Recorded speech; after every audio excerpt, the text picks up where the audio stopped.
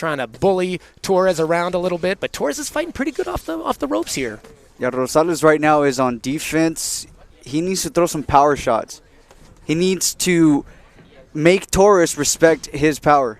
Yeah, it doesn't seem like there's much respect by way of Torres right now. So he's just kind of doing whatever he wants. He spun himself off the ropes, and he's back to doing that body work. A nice that was body a good shot. Body yes, shot. It was. And you could see Rosales kind of dip down afterwards and grimace almost as if like, yeah, that one started to have its effect. It was right on the liver there. Oh, yeah, he felt it. Oh, but, there you go. And you see a little bit of that uppercut action you wanted earlier on from Torres here as he allows. It almost seems like he's allowing Rosales to push him to the ropes just so he can fight off of him here and push him back again. You start to see the eyes lose a little bit of that fury as far as Rosales is concerned. Starts to look a little bit more concerned than he does look aggressive here as he's taking and eating multiple shots here from Torres in the corner. Rosales is taking damage, Brandon, but he doesn't seem too worried about it. It doesn't seem like the punches are really putting that much of pain. So what he needs to do is he needs to multiply the amount of punches to get the referee involved. It doesn't look like Rosales has any quit in him. But that was a nice right. Oh, and another one. And another nice right. Oh, and another one. And another one. Oh, with 4 in a row. It looked like he was heat-seeking right there. And barely missed. Oh! And right when I say he hits another body shot. And puts Rosales down on one knee. Referee giving him that 8 count. I'm not sure by the face of Rosales. It almost seemed like he stood up, but he didn't want to.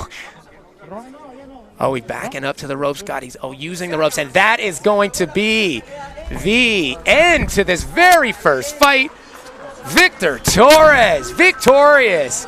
Great job by Torres. And it was those body shots that he started right from round 1. And again, we assume, it was a short notice fight. Maybe Rosales, judging by that little extra weight around his belt line, might not have been in his absolute tip-top shape for this one. And you could see Torres took advantage of that body. And it didn't take very long to culminate and put Rosales down. We are already pumped up here in the broadcast booth because this very first fight of this next installment of Best in Boxing has been a banger, with Victor Torres gaining that TKO victory over Ulysses Rosales. Very good fight from Torres here, Dylan. Oh, yeah.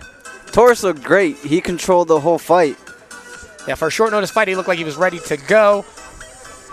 Very, very nice. And for Victor Torres, not a lot of people invest in the body from round 1. And as soon as he went in there, that's what he did.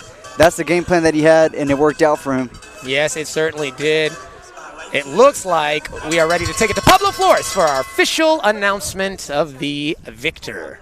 Ladies and gentlemen, referee Angel Mendez gives the count of 10, officially at 2 minutes and 46 seconds in the very first round. Damas y caballeros, el referee aplica el conteo de 10 a los 2 minutos 46 segundos en el primer asalto.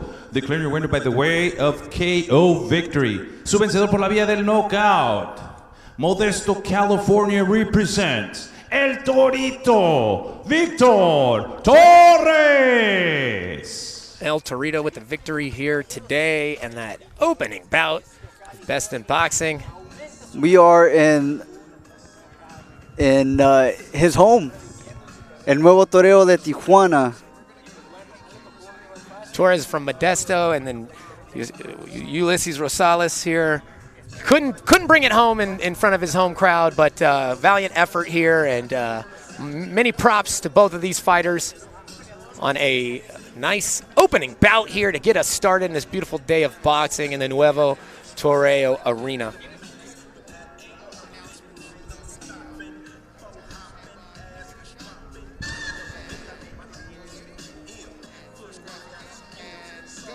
I want to give a big shout out to State Sharp Barber Shop up there in Stockton, California. Big props to them for giving us a nice sponsorship for our event here today. Also, Tequila Pacheco. Tequila Pacheco, wonderful tequila here. Check them out on IG, Tequila Pacheco 1998. Also, KR27 Group, LLC. KR27 Group LLC, sponsoring our fights here today. Also, International Flavors. Guys, if you want that Muy Rico flavor here, you got to check out International Flavors up there in the Bay Area, California. Also, DJ Tri-Tip. DJ's Tri-Tip, the best Tri-Tip in the Stockton area, guys. Check them out on IG. DJs_Tri_Tip.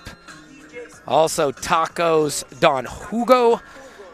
Gotta get that taco fix. That's the spot to go. Don't forget about Combat Sports Collective, representing different fighters in different arenas of combat sports. And, of course, the Pizza Factory. Guys, if you want to get that top quality pizza action going, you got to hit the Pizza Factory. You already know. Check them out, guys.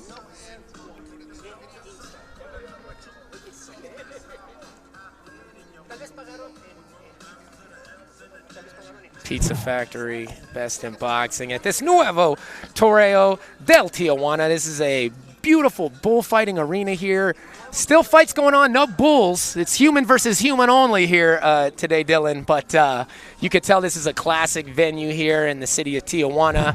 And we are happy to be here outside in this beautiful day here in Tijuana. In the end of November, it feels like it's the middle of summer right now. And it looks like we're ready to go to Pablo Flores to announce our next set of fights here on Best in Boxing. Oh, we're going to take a second here to make sure we sanitize the ring here.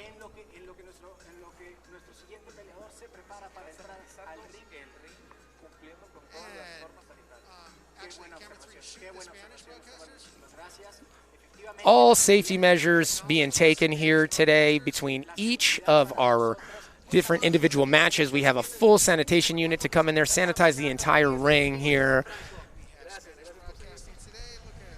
And we are happy to be broadcasting in both English and Spanish today for all of our Spanish-speaking viewers here.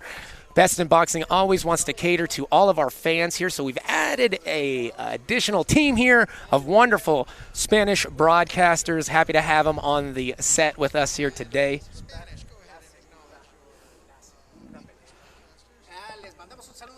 We will shortly begin this next fight here. Again, full thorough cleaning going on here. And it is a nice day here in the heart of Tijuana, Baja California. It's myself, Brandon Kyle, and my co-host here, Dylan Miranda. Been a great opening bout here, and it looks like we are ready for more action here in our second fight today in Best in Boxing. Get a shot. De Tijuana, Baja California, Ronaldo Sandoval.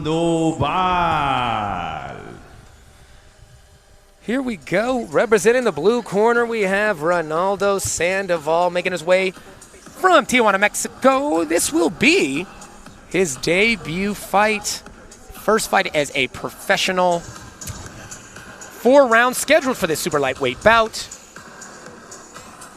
Looks like Pablo's ready to announce his opponents here. Another debut fighter. From San Diego, California. San Diego, California, Isaac Rojas.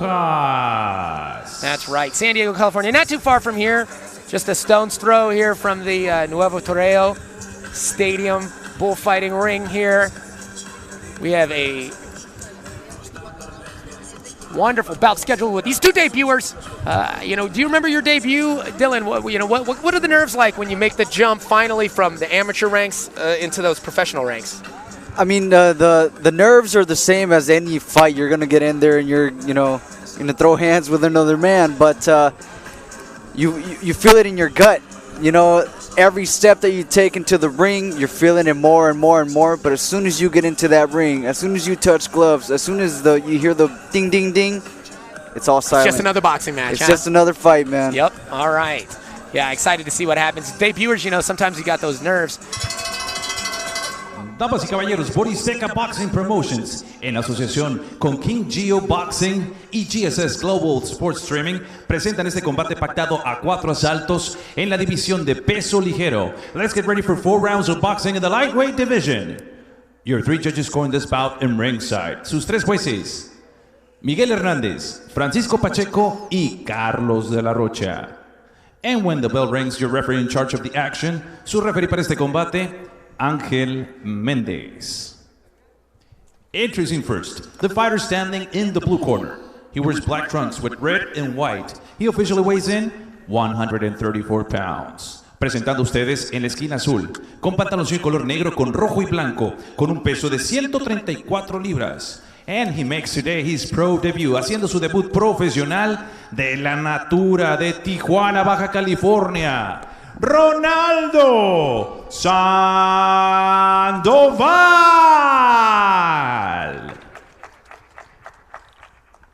And his opponent across the ring, standing in the red corner, he wears black and white. He officially weighs in 133 pounds. Y su rival en la esquina roja, vistiendo pantaloncillo color negro con blanco, con un peso oficial de 133 libras. And also making today his pro debut, haciendo también su debut profesional.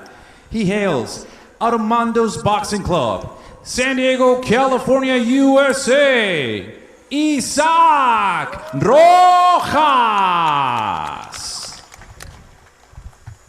And now with the final instructions, dando las indicaciones finales, su referee, Ángel Méndez. 4 rounds, 4 asaltos. Obey my commands at all times. Protéganse a todo momento, sigan las instrucciones. Touch him up.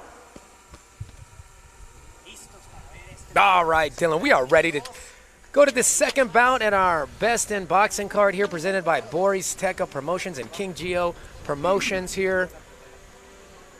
Referee making sure all the scoring judges ringside are ready to go.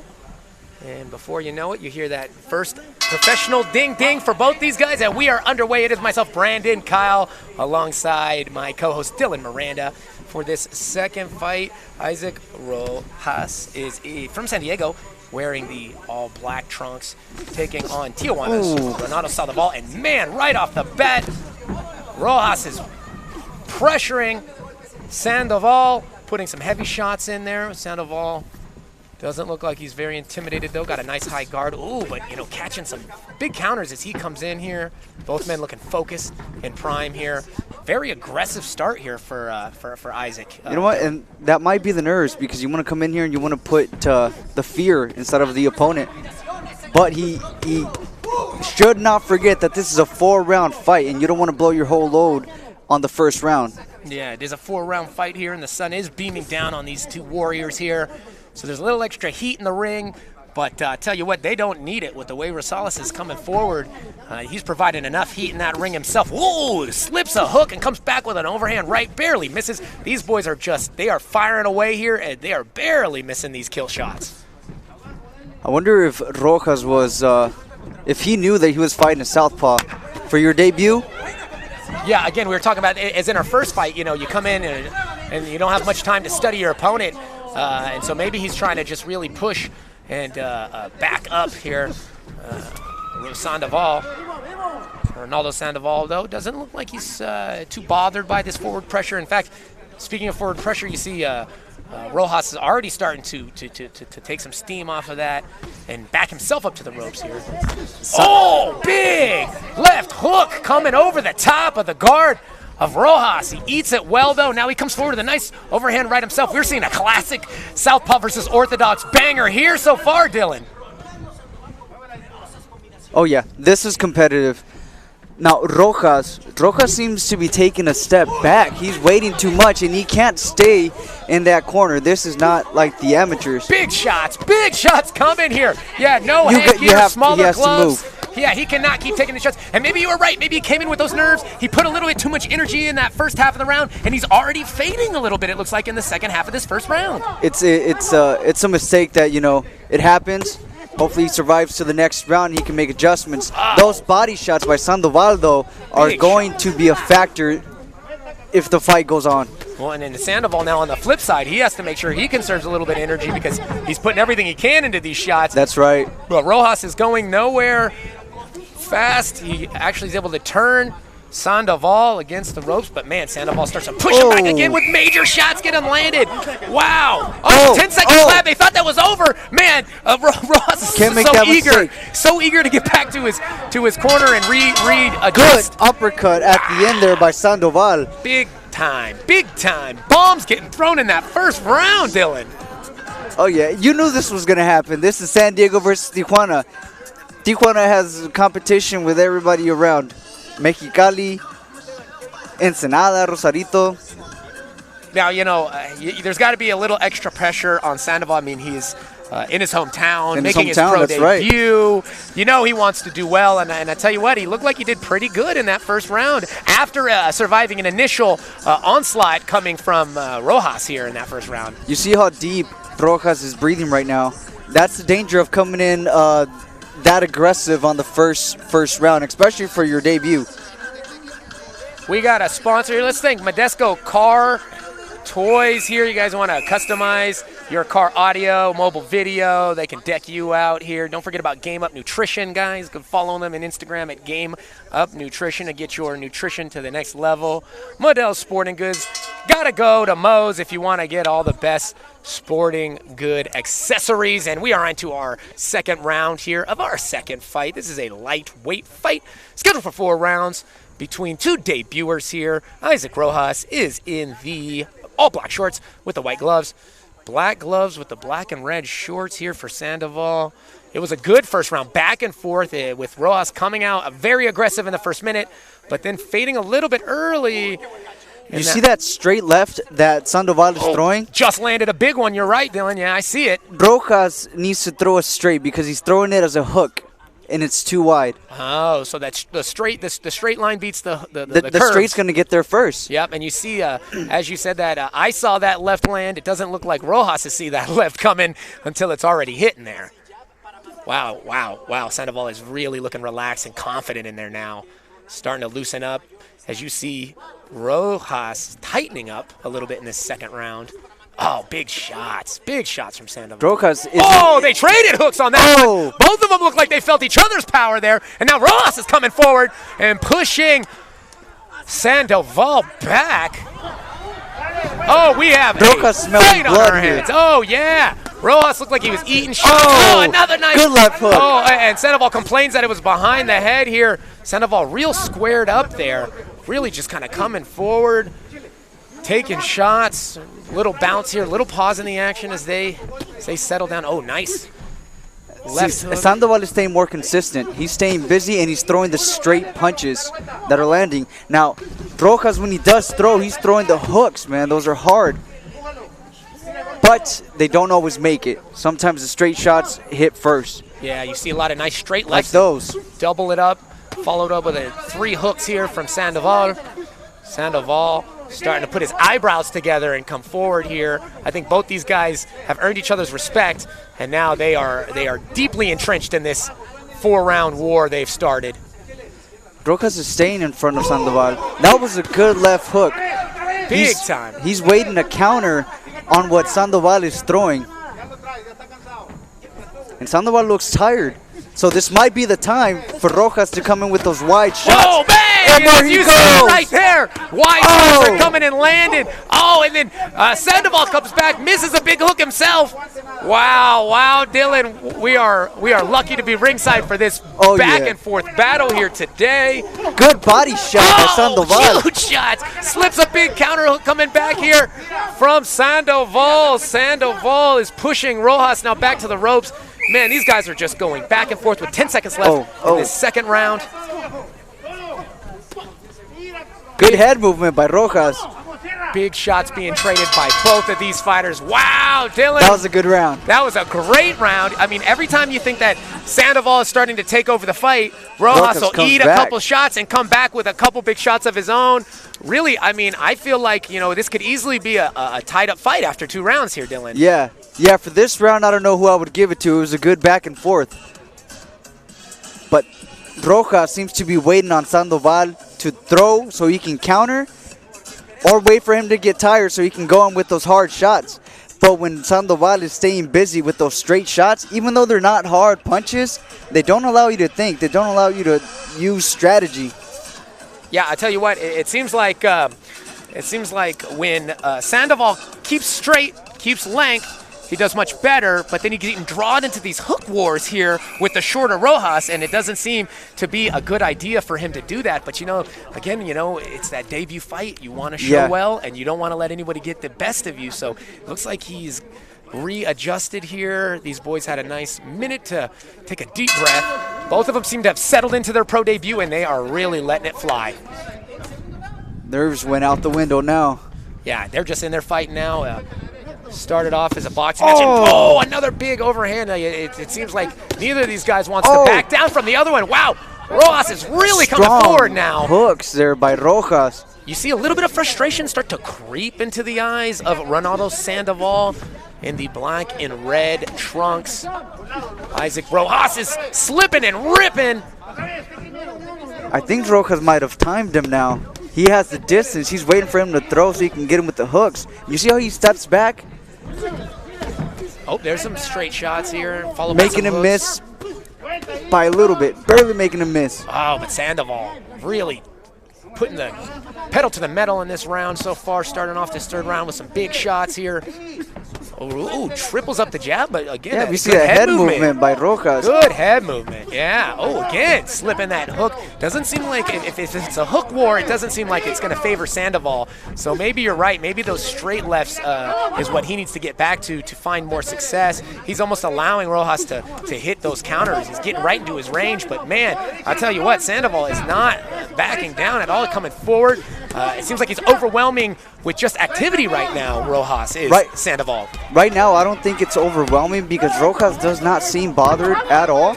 I think he's waiting. I think he's timing him for the counters because he's had success with those hooks. Well, he's going to have to start throwing those hooks. There you go. There it is. As you were saying, because he can't allow the activity to outweigh the power shots, or else it could go to his opponent in the judges' scorecard. So. But he's waiting a little bit too long. He needs to throw that again. There you go. Oh, and again, Sandoval complains about a shot to the back of the head, but it seems like it's right on the ear line, but not a dirty or illegal shot. And referee hasn't given any warnings yet. Oh, here we go. Back again. Oh, some body work being done by Sandoval now. Oh, push it forward. Good God. These boys, I don't know how they're both still standing right now. They just won't stop throwing, Dylan. Rojas needs to throw back. He needs to throw back. He can't wait for that strong shot. He needs to be more active right now. Well, you know what? Again, now Sandoval keeps complaining about the hooks hitting him in the back. Yeah, third time. But, you got to just bite down on that mouthpiece. If the ref's not going to do anything, then it's your job to do something. Speaking of those short hooks over the top, that right hand lands again for Rojas. Ooh, big shots from both guys come in. Oh, and it's those hooks from Rojas, but he doesn't throw them often enough to really do damage. Yeah. When he does, though, like he's doing right now. Very effective, right? Very effective. But yeah, activity advantage in that third round definitely went to Sandoval. Yes. Oh, look you could see Rojas's arms on the ropes. He's leaning down as he waits for his corner to drop the stool for him here. Definitely both fighters are putting a lot into each of these punches. I mean, at this point, as we move into our fourth and final round, it's going to be a war of attrition and to see who wants it more in their pro debuts here, Dylan. That's what it's going to be, Brandon, because both these guys are exhausted. We'll see who's more conditioned here in this fourth round. This is where boys are made to men here in the final round, especially in a pro debut for these young boxers. Rojas coming in from San Diego, crossing the border to take on Ronaldo Sandoval in his hometown of Tijuana. Damas y caballeros, Borizteca Boxing Promotions. And you see those hooks again. You see Rojas on the ropes kind of slipping, trying to rip. Big activity here from Sandoval. You see the weathering here of Rojas, and we go into our fourth and final round of this 4-round lightweight bout. Oh, a little timeout, maybe equipment issue. Mouthpiece. Yeah.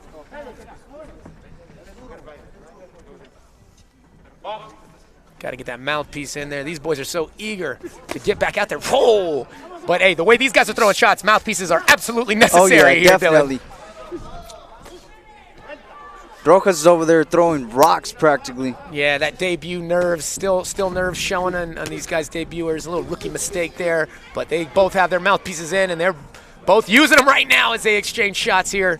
But man, Sandoval seems to be pushing. He wants to push. He wants to show. Sandoval seems comfortable. Yeah. He's going in there. He must smell something because he's going in for the kill. Maybe his corner said, "Hey, guy, this guy's guy's starting to tired. get tired. Let's Yeah. push right now.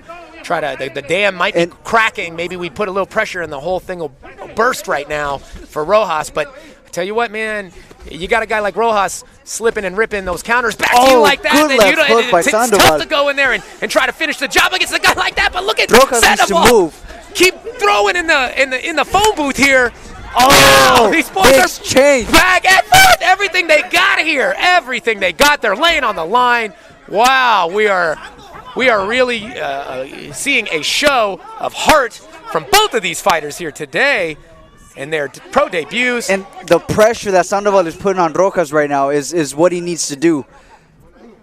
Man, the referee breaking him up is the only lull in the action so far in this fourth and final round. You see Sandoval's coach is up there pleading for him to go forward, be aggressive, try to take this from Rojas. You don't know what it's going to look like on the judges' scorecards right now. Sandoval is trying to really end this fight on a high note. A nice hook to the uppercut combo there.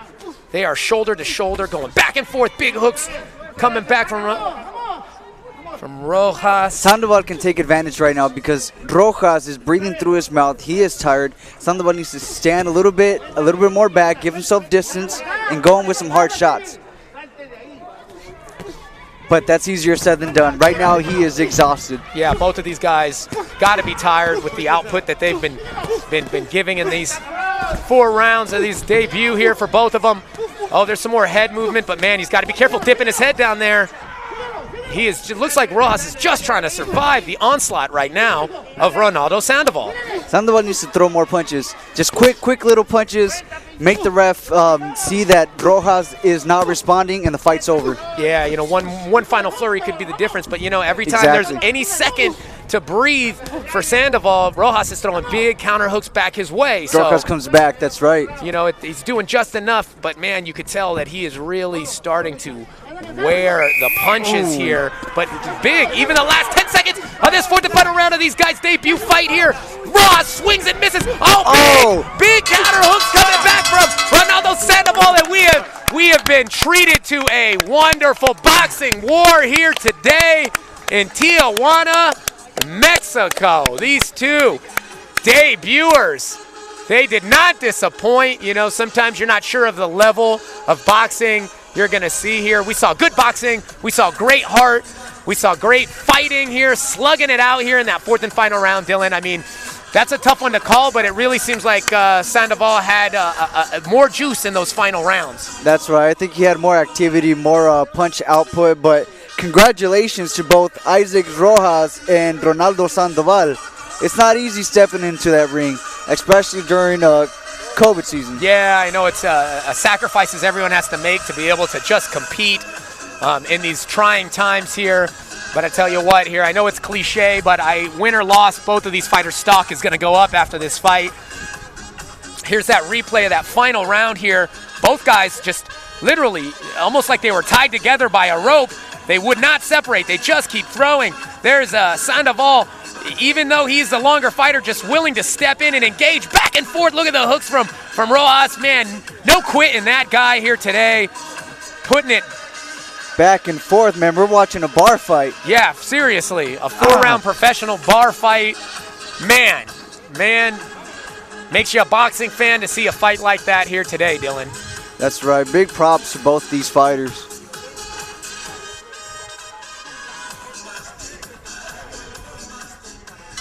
Here we go. Let's take it to Pablo Force for our official announcement. Ladies and gentlemen, after 4 rounds of boxing, we now go to the judges' scorecards. Después de 4 rounds de combate, nos vamos con las tarjetas de los jueces. El juez, Judge Miguel Hernández, he scores it 40-36, 40-36. And both judges, Francisco Pacheco and Carlos de la Rocha, have the same scores of 39-37. 39-37 estos dos últimos jueces. For your winner by the way of unanimous decision, su vencedor por la vía de la decisión unánime, con su primer victoria en esta tarde, de Tijuana, Baja California, Ronaldo Sandoval. Well, kind of as we predicted, those last 2 rounds, it was a really close And fight. also big round of applause for his opponent from San Diego, California. También un reconocimiento para su rival, Isaac Rojas.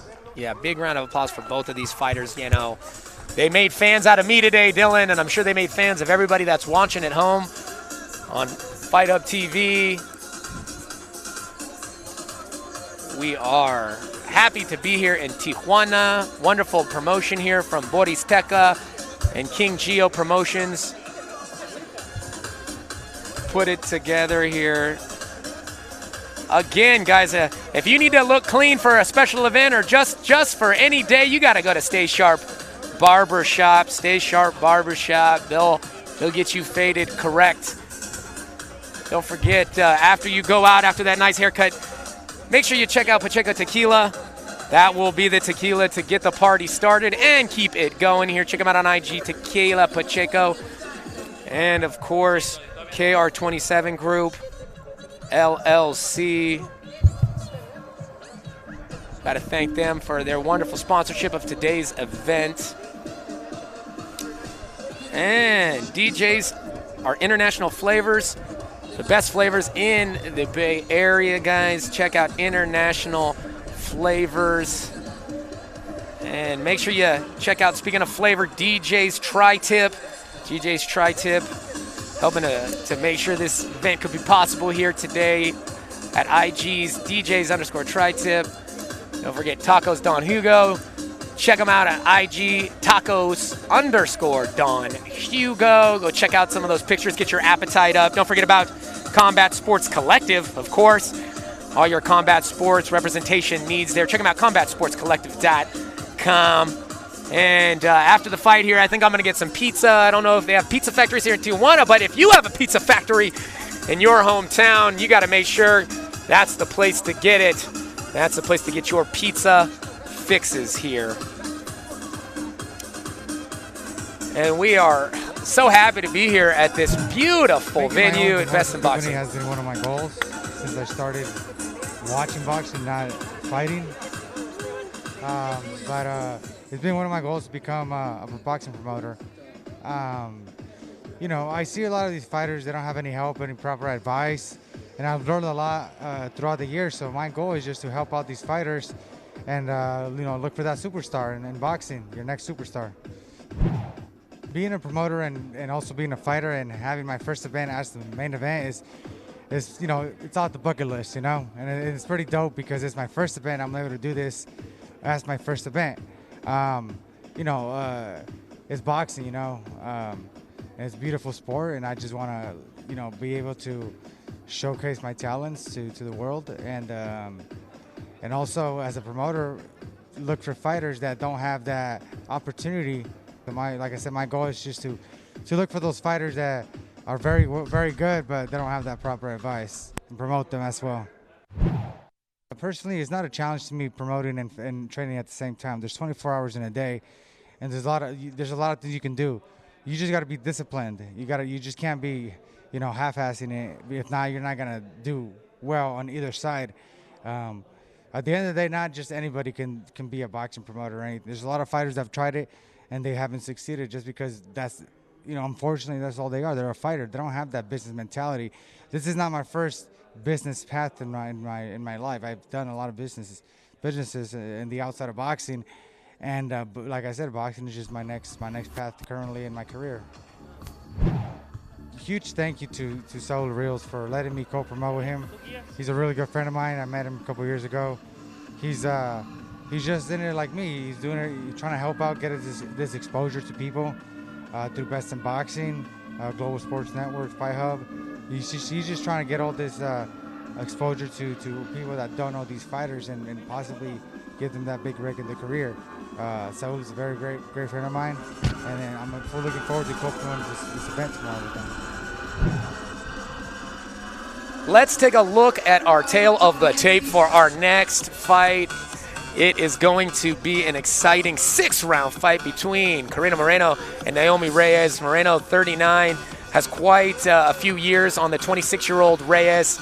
About the same height. Reyes has a 1-inch height advantage. Both coming in right around 105 here, that weight pound limit, and long reach advantage, even though she's a little bit shorter for Carina Moreno, of a 59 inches to 53 inches of Naomi Reyes. Dylan, what does each fighter need to do here in this next fight? What do you think the keys to victory are for each fighter to be victorious in this next bout here? The keys to victory right now that I'm seeing with Carina Moreno is that she has the experience as well as the reach.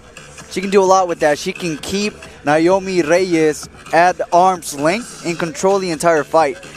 However, if Naomi Reyes wants to win this fight, she has to get close, she has to make it dirty, and she has to go and hurt Carina on the inside. And let's take it to Pablo for our next ring announcements. Oh, no, we are going to wait a second, and we're going to give you the rules first. This is a no standing 8-count fight, no 3 knockdown rule. Only the referee can stop the fight, and fighters cannot be saved by the bell in any round. The fight will become official on the scorecards after the 4th round.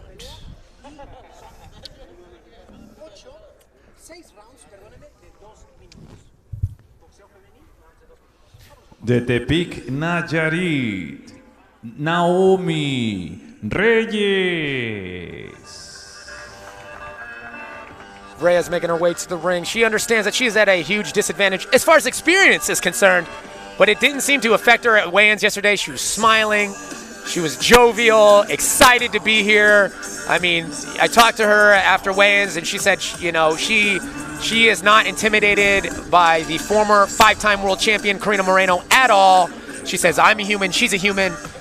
I'm going to feel her punches, sure, but she's going to feel my punches as well. California, Estados Unidos, Carina Moreno. And like I said, former 5-time world champion Carina Moreno. She's got so much experience in that ring, over 30 fights. And she expects to use that experience, like you said, she needs to dismantle her opponent here today. And we will see if the former world champion can do just that in this 6th round.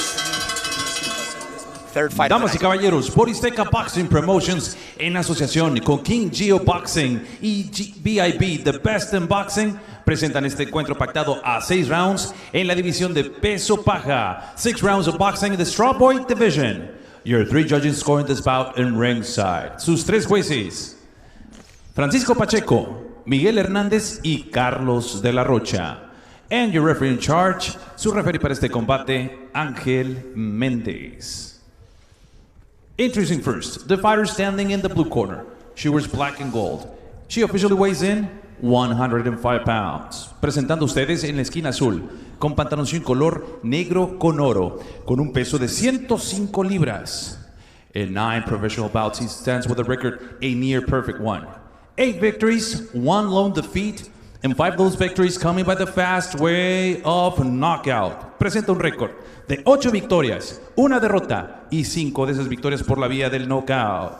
Representando a su natal Tepic, Nayarit, la Chapita, Naomi Reyes.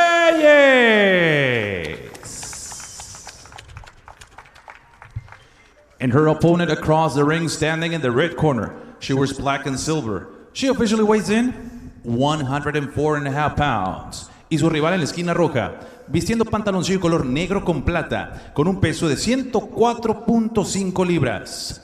In 31 professional bouts, she stands with a record of 25 victories, 6 defeats, and 6 of those victories coming by the fast way of knockout. Presenta un récord de 25 victorias, 6 derrotas y 6 de esas victorias por la vía del knockout.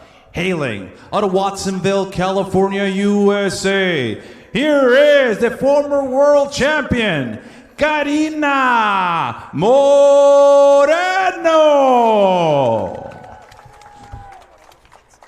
And with the final instructions, your referee in charge, para dar las indicaciones finales, su referee, Ángel Méndez. 6 rounds, 6 asaltos. Muy buena suerte. Touch him out.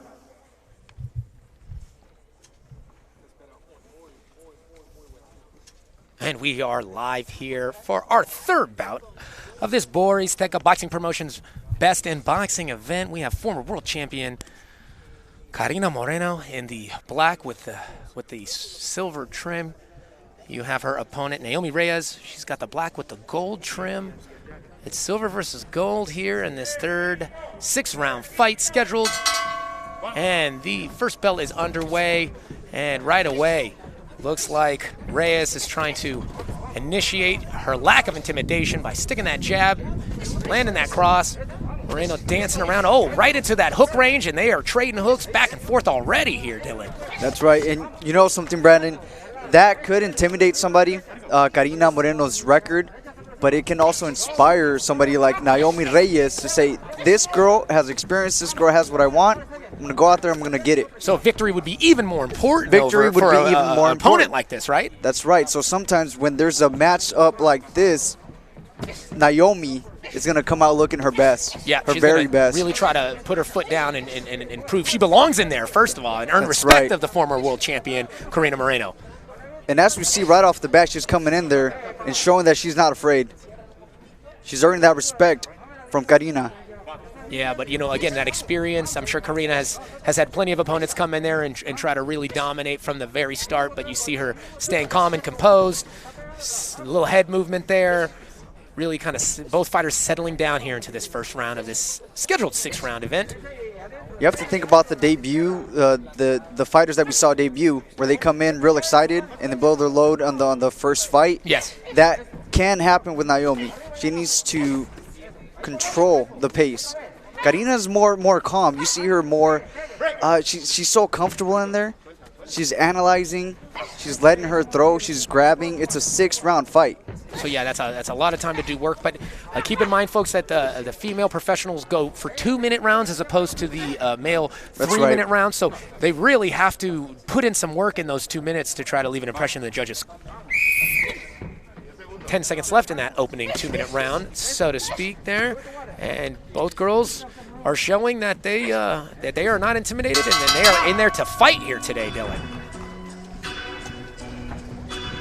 As Moreno, this is a good round for both. I thought so too. That was a back and forth round, probably a tough round to score. That first round, really little feel out coming from Naomi Reyes. She just came in there, really tried to establish, the fact that she is here to fight right off the bat against the former 5-time world champion in Carina Moreno. Yeah, Carina seemed like she was taking it a bit more calm than Naomi. Maybe she's taking that as a feel-out round. But Naomi just went in there blazing, throwing combinations.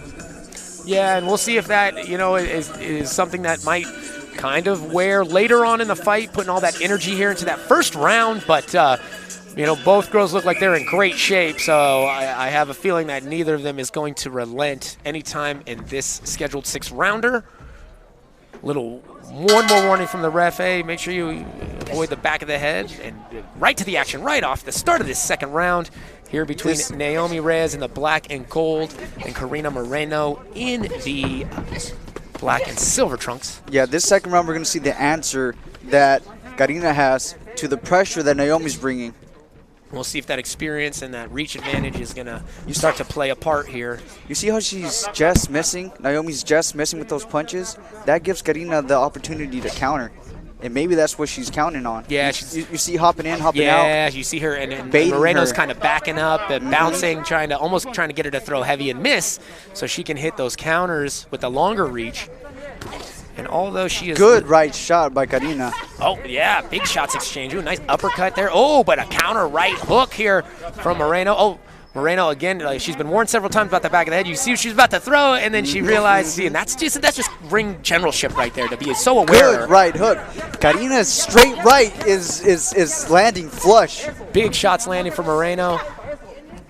But man, Naomi Reyes got a look in her eye like she is, it's almost like I got that bulldog, almost like a terrier tenacity here she's coming forward with. That's right, but you see the intelligence of Carina baiting her, just waiting for her to throw those hard punches, and she's catching Naomi with those hard, straight rights. And then, like you said, sometimes a fighter is eager when they see this big, experienced opponent in front of them to prove what they can do, almost maybe possibly too eager. That could be at their detriment, like they're coming forward maybe not as intelligently just because they're so eager to prove that they belong there. That's right. Good exchanges in the middle of the ring. I love the in and outs of Carina. Yeah, Comes she's in, very fluid. 1-2, and then jumps out. Very, very fluid. And you'll see that later on from King Gio Gonzalez. He has a similar in and out style there in our main event. But you see the former world champion Moreno just really, being very technical. Oh, little surprise for my co-host Dylan here. Let's take a look at my broadcast partner on his pro debut right here. Oh, look at this handsome devil in there. Speaking of using his length. Oh man, this takes me back.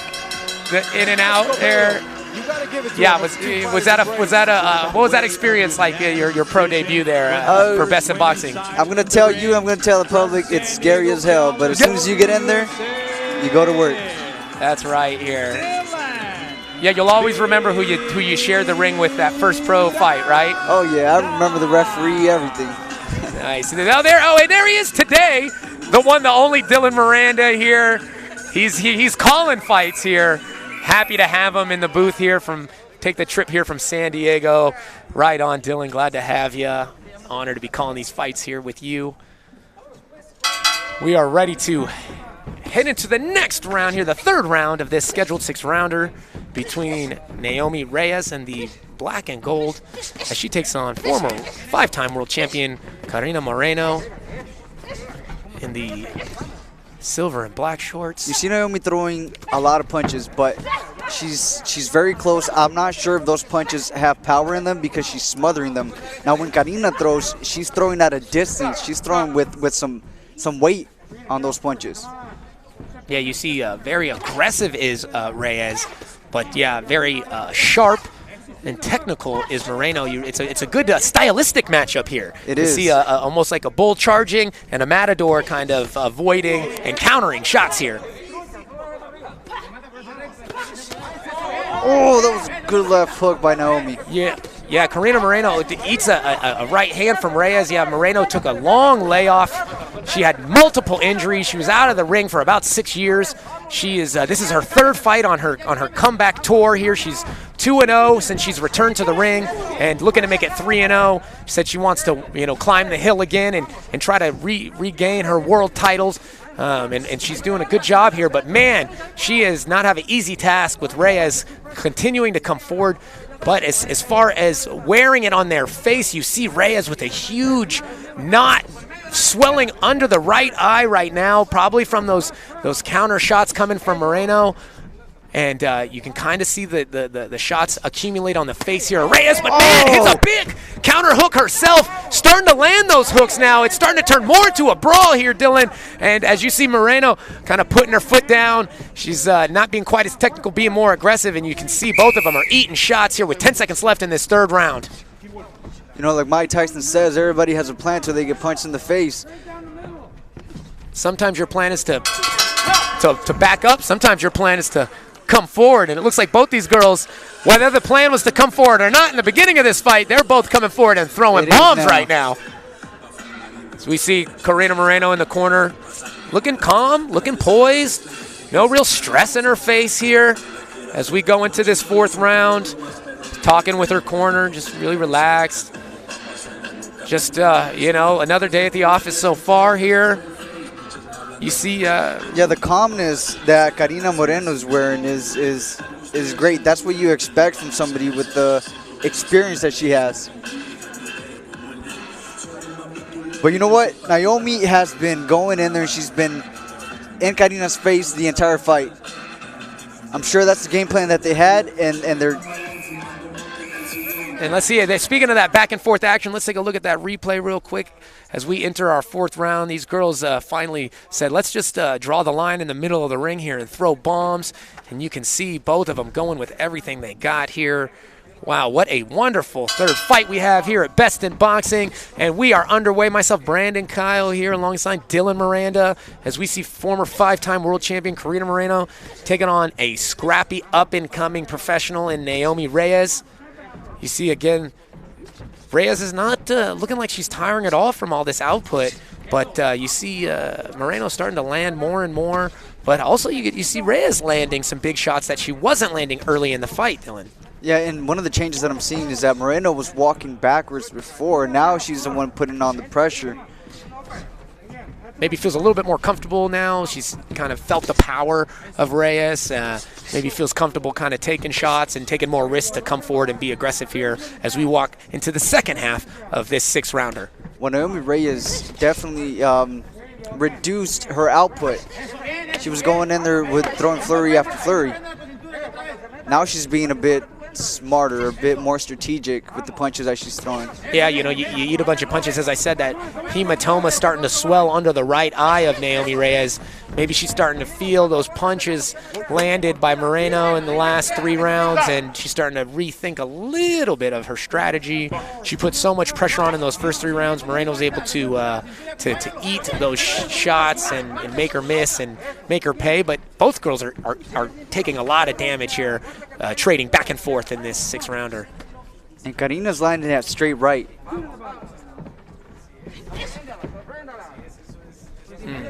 Nice uppercut lead hook here from Reyes.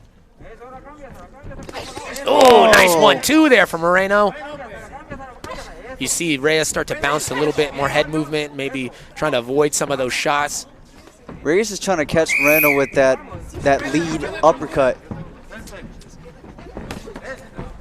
Oh, look, Moreno puts her head down, comes in. 10 seconds left in that 4th round, and almost a little bit of explanation point there. The end of that 4th round. What are you thinking, Dylan? I mean, what are you thinking going into this 5th round? You got 2 more rounds left. It's a good back and forth fight. You know, a tough fight to score though. Yeah, for this last round, I don't know who I would give it to, but we have 2 rounds left. So I expect both these girls to go out there and go for the kill. Yeah, you know, right now it's up in the air. It's definitely a very close fight. You know, both corners probably letting their fighters know you got to do everything you can in these last 2 rounds if you want to come out victorious here today. And we take a look at that last round. What are you seeing as you watch these girls go back and forth here, Dylan? I'm seeing Carina waiting on Naomi. You see how long she's waiting for her to come in? She's trying to get her with a counter. You know, neither fighter's seem to have been rocked or hurt too bad in this fight. They've both eaten big shots, but, you know, both of them look focused, eyebrows pushed together, neither of their eyes wavering in this back and forth fight, that battle they're having so far here. Oh, a good exchange right in the pocket. Oh, nice body shot from Reyes. Oh, you can hear the shots echo through this bullfighting arena, this beautiful venue we have here for Borizteca Promotions, Best in Boxing. At this point, if Carina's going to stand in the middle and trade shots with Naomi, her output needs to be higher. She needs to throw more punches.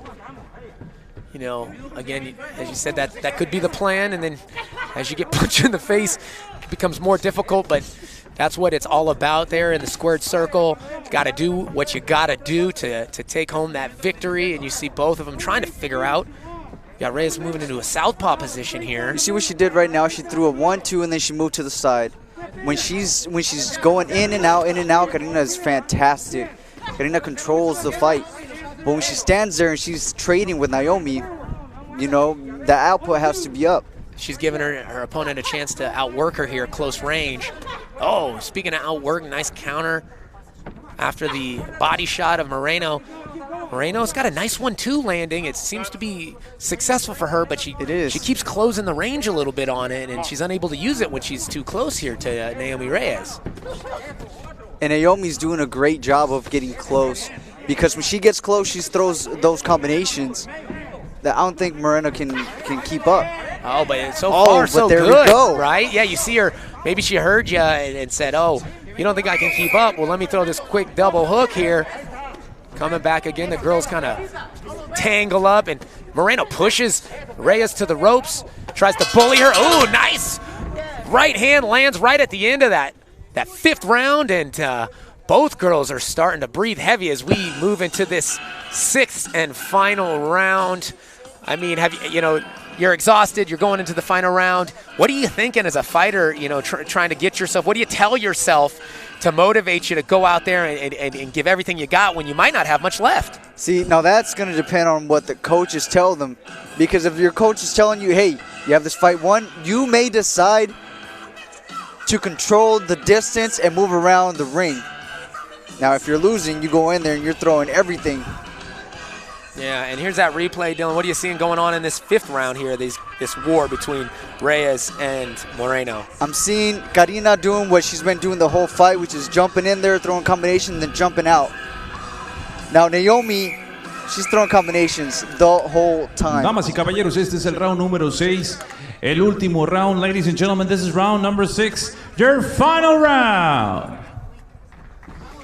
Yeah, what are you thinking, Dylan? I mean, it's a tough fight to score, but I mean, I know you're not a judge, but in your opinion, what do you think's going on going into this sixth and final round? In my opinion, to be honest with you, I think both girls had their moments, so I would put this fight as an even fight. Yeah, it could definitely be a tied-up fight, or 2 rounds to 3 rounds going into this. So this round, it could just be important. You don't know which fighter has the advantage right now.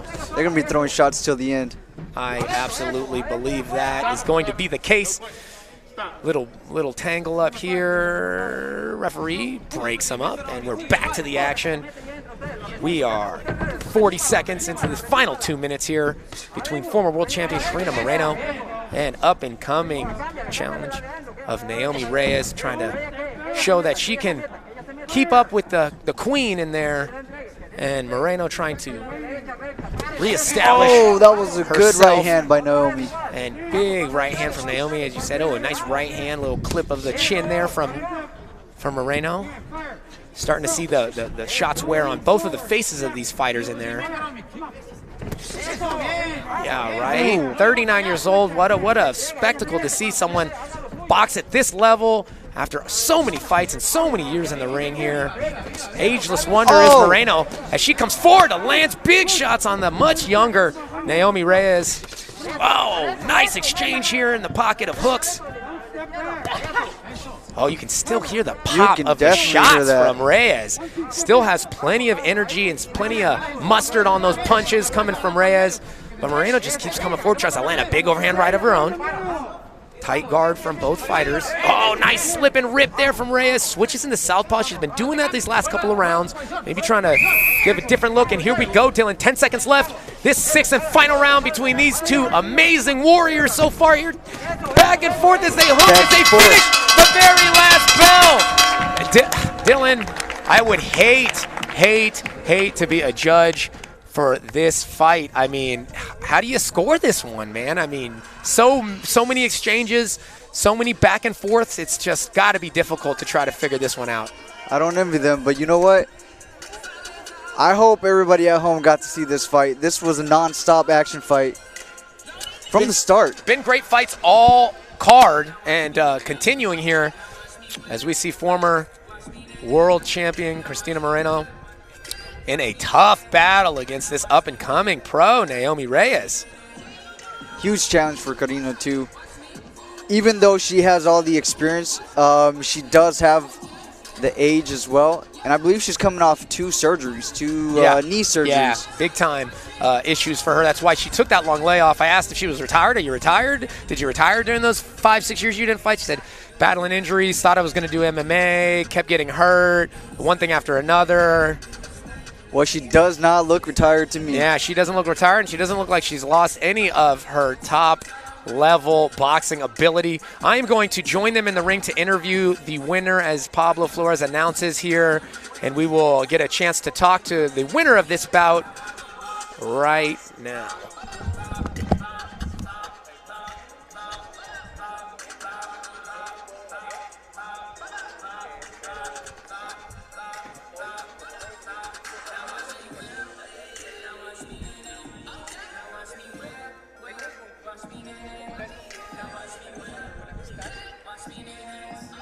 Huge shout out to King Gio Promotions and Borizteca Boxing for bringing us boxing fights with the proper sanitations. As we take it to Pablo Flores. And ladies and gentlemen, this bout has gone the distance of 6 rounds, and now we go to the judges' scorecards. Después de 6 rounds de combate, nos vamos con las tarjetas de los jueces. El juez, Judge Carlos de la Rocha, he scores it 59-55, 59-55. And judges Francisco Pacheco and Miguel Hernández have the same scores of 58-56. 58-56 coincidieron estos últimos dos jueces. For your winner by the way of unanimous decision, su vencedora por la vía de la decisión unánime. Puritita Team La Chapita de Tepic Nayarit, Naomi Reyes.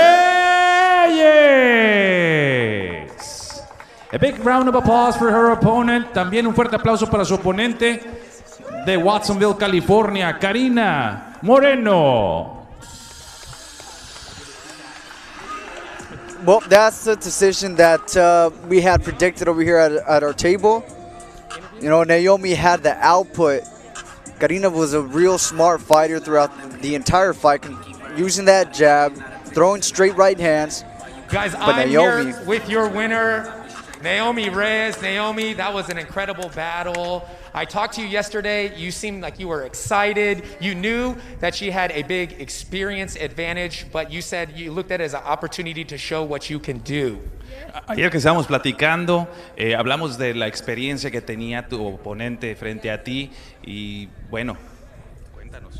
Bueno, yo ahorita pues, soy la más feliz, emocionada. Yo sabía el nivel de esta peleadora, sabía la experiencia que ella tenía y claro, por supuesto trabajé muy duro, muy duro en el gimnasio para poder ganar esta pelea. Esta pelea se la quiero dedicar a toda mi gente en Nayarit, sobre todo a todo México que me está viendo y pues excelente y muchas gracias también a la poca afición que vino hoy. Muchísimas gracias por el apoyo.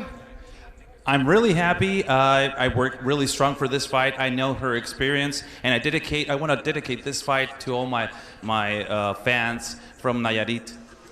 Now, you came in there very aggressive. It looked like you wanted to prove right away that you belong in that ring with her. But she was crafty. She was able to start to move more and land her own punches. I see you got a little swell on the right. Was there any time where she hit you with anything that made you kind of take a step back and rethink your approach? Vimos que estaba muy fuerte tu oponente y que te comenzó a boxear. Tenías, digamos que la pelea se fue un tanto complicada en ese sentido. ¿Algo que tú quieras añadir a eso? No, pues yo sabía, otra vez te repito, sabía la experiencia que tenía mi peleadora y pues lo único que hice fue hacer pues el trabajo que sé hacer. Al final de cuentas digo pues aquí arriba del ring somos ella y yo y si mi estrategia de repente no funciona yo tengo que hacer mi propia estrategia arriba del ring y así fue como trabajé con mi inteligencia, sobre todo que ese es mi don más fuerte se puede decir. I know about her experience. I know we work a lot about strategy wise and well we managed to pull this out. Yeah, great performance. Me and my co-host Dylan were just loving it as we watched the fight. Congratulations. Can't wait to see you again on Best in Boxing, guys. Let's hear it one more time for Naomi Reyes. People just don't know what we go through. All the time away from family, hours of road work, fighting through the pain of training. You know, people just don't understand how tough this life is. People ask me then, why do it? Simple. I want to be the best in boxing. Follow Best in Boxing on YouTube, where the future stars of boxing fight.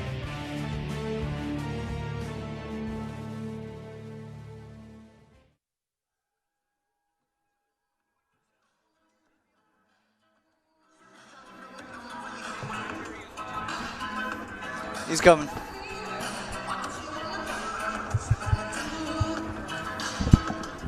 And we have the tail of the tape here. Take a look at the tail of the tape here, guys.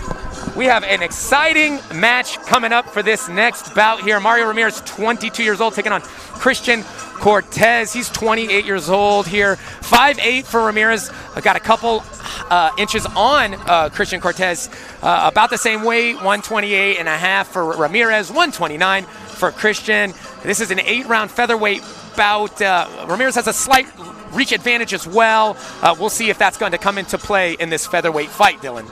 Yeah, good reach and good height advantage. But as we saw Canelo versus Smith, you know, sometimes that height could be a disadvantage because Christian has all that body open to him. We'll see if he can take advantage. You know, so you're speaking of taking the body of Ramirez. What are the keys to victory for Ramirez as far as making sure that he doesn't get hit with those big body shots? Ramirez is he's a smart fighter. We've seen him multiple times here at Best in Boxing, and he needs to go in there and box how he usually boxes. Real smart, keeping distance, using those straight punches. The straight right that he throws is tremendous.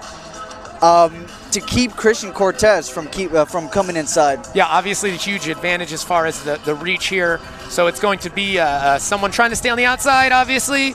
Someone's trying to stay on the inside. But to be honest with you, I don't know. We see these taller fighters, this whole card just willing to stand in the middle.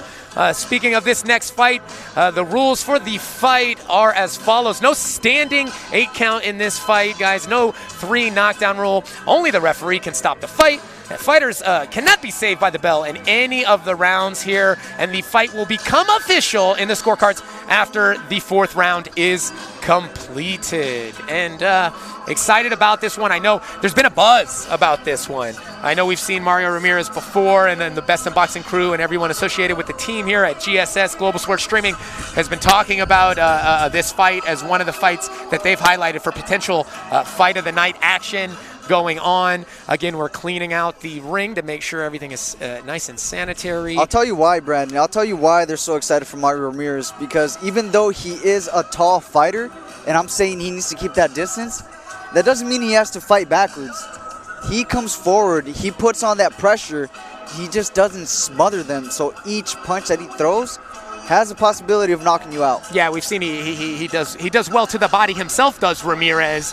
So we might see a little bit of war of those body shots here. De Puerto Vallarta, Jalisco, México, Christian Cortez. Christian Cortez coming in, got a wealth of experience. Not the best record, but as you said earlier, at 6-18-3. Y de Camalú, Baja California, Mario El Güero Ramírez. Dylan, every boxer is a performer, but not every boxer is a showman, right? It takes a certain something special, and I tell you what, when you make your ring ride to Best in Boxing on a horse, I tell you what, that's a little something special right there, my friend. Oh yeah, for sure. I wonder if he came to the venue on the horse. I wouldn't be surprised. This is Mario Ramirez we're talking about. Amazing. Absolutely amazing here. Very fitting as we're in this rodeo ring. Yeah. At the Nuevo Toreo Arena here. Damas y caballeros, Borizteca Boxing Promotions en asociación con King Gio Boxing y GSS Global Sports Streaming y Best in Boxing presentan este cotejo pactado a 8 rounds en la división de peso super pluma. 8 rounds of boxing in the super featherweight division. Sus 3 jueces, your 3 judges scoring this bout in ringside: Francisco Pacheco, Miguel Hernández y Carlos de la Rocha. And when the bell rings, your referee in charge, su referee para este combate, Ángel Méndez. Introducing first, the fighter standing in the blue corner. He wears the Mexican colored trunks, green, white, and red. He officially weighs in 129 pounds. Presentando ustedes en la esquina azul, vistiendo los colores mexicanos, verde, blanco y rojo, con un peso de 129 libras. He stands with 27 professional bouts. Cuenta con 27 combates profesionales representando Puerto Vallarta, Jalisco. Cristian, el temible Cortés. And his opponent across the ring, standing in the red corner. He wears black trunks with white trim. He officially weighs in 128.5 pounds. Y su rival en la esquina roja, con pantaloncillo color negro con blanco, con un peso de 128.5 libras. In 16 professional bouts, he stands with a record, a near perfect one. 14 victories, 1 defeat, 1 draw, and 4 of those victories coming by the fast way of knockout. Presenta un récord casi perfecto. 14 victorias, 1 derrota, 1 empate y 4 de esas victorias por la vía del knockout. Representando al gimnasio Iron Fist de Tijuana, el orgullo de Borizteca y de Camalú, Baja California, México. Aquí está el güero Mario Ramírez. We are ready for... And now giving the final instructions, your referee in charge. Para las indicaciones finales, su referee, Ángel Méndez. 8 rounds, 8 asaltos. A todo momento sigan las instrucciones. Buena suerte a los dos. Toquen guantes. Ready for this next bout, an 8-rounder. Best in Boxing, Borizteca Boxing Promotions. Global Sports Streaming, so honored and privileged and so glad to be able to bring this broadcast to you in both English and Spanish today. Got our wonderful broadcast partners to our left doing a great job of announcing this fight here in Spanish as we, Dylan and I, announce it in English so many viewers can tune into Best in Boxing and be able to enjoy great commentary as we go into this 8-round featherweight bout between Mario Ramirez in the black shorts with the white trim, taking on Christian Cortés. He is in the red shorts, the Mexican color shorts with the red, the white, and the green. Oh, speaking of those body shots, we see that right off the bat here coming from Mario Ramirez. Ramirez, as you said, he's longer but keeps good distance, and just like that, he's throwing those nice hooks to the body, but at a nice distance as well. That's right. He's a taller, longer fighter, but he's the one that's putting on the pressure. He's just doing it in a smart, strategic way. And again, this is an 8-rounder. As these more experienced professionals come up to bat, you see these rounds increase. More experience, usually they're going to have longer, more opportunity. But this is the first 8-rounder here for Christian Cortés and Mario Ramirez. Both these guys have a ton of experience in there, but first time going 8 rounds, so we'll see if that affects the way they approach this first round here. Good hooks exchanged.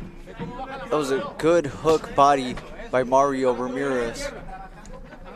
I'll tell you what, I know Cortés coming in with maybe not the best record, but he's throwing some power, and when they land, you can hear him. So he does not lack power right now in this first round, scheduled for 8. Right now, Ramirez is the one that's putting on the pressure, putting on the action. But like we mentioned, this is an 8-round fight. Yeah, Ramirez lost his pro debut. Since then, has not dropped a single fight here. 14-fight win streak. Good jabs by Ramirez, right through the middle of Cortez's guard. Good body shots by Ramirez as well. Yeah, I noticed he likes to utilize those body shots. And as you said, it's nice to see people in there using them early in the fight as opposed to waiting until the middle of the fight when it might be too late to start putting in that money in the bank there with those body shots. That's right, and he's doing it off the jab, Brandon, which is really smart. Some people like to go straight for the body, straight for the kill. Oh, you got to set it up. Yeah, almost to make his opponent think about defense with that jab, and when he's thinking about drop blocking his that guard jab, down then he's going to that body shot there. Oh, another body shot from Cortés there. Focus on Ramirez's face. Good jab and then 1-2 body. 10 seconds left in this opening round. Sharp jabs by Mario. Oh, nice exchange there from Cortés, and lands a nice overhand right. A couple body shots. Looked like Ramirez almost said, oh yeah, well, eat this. Right at there to kind of put a cap on the end of that first round. good first round, kind of, as you said, it might be or have to be here for both fighters. Yeah, I think this is the first round that actually feels like a first round. You know, it's both of them getting that touch, getting the feel of each other. Yeah, you know, in these 8-round fight, you have to treat the race a little bit different. When you're running a 400 compared to running an 800, you got to run that race a little bit different. You got to start with a sprint. Yeah, yeah. So it seems like both of these guys are feeling it out, and let's take a look actually at that first round here, Dylan. What are you seeing from these guys in this opening round? I'm seeing Ramirez staying calm, staying at his distance, where he's able to duck, to dodge, and counter. We go into this second round for a scheduled 8 in this featherweight division between Mario Ramirez in the black shorts and Christian Cortez in the red with green.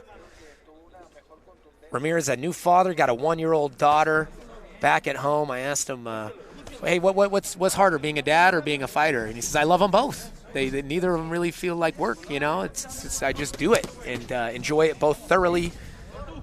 So he is excited. Got his second fight with the Sanchez brothers in his corner here. Does Ramirez feels really confident. New strength and conditioning coach he said he has, and he feels like he is in tip-top, maybe the best shape he's ever been in stepping in the ring today against Cortez. And Cortez is going to put him to the test because he is the one that's putting on the pressure now. Good defense from Cortez, you know. He's, good one, too. As I say that, he eats a 1-2, but he blocked a nice left lead hook before that. But, yeah, not deterring. Oh, great in-counter fighting from Ramirez so far here. And those counter shots are going to be key for him because Cortez wants to keep this fight on the inside. And I saw Cortez nice little quarter turn angle out there after he stepped in to Cortez's range here, and Ramirez is using some good footwork, some good distance here. He's just really looking sharp so far in this 8-round fight. I don't know if you noticed it, but a couple of combinations before, Ramirez threw a body shot that made Cortez kind of Oh, he knocked the air out of him a little bit.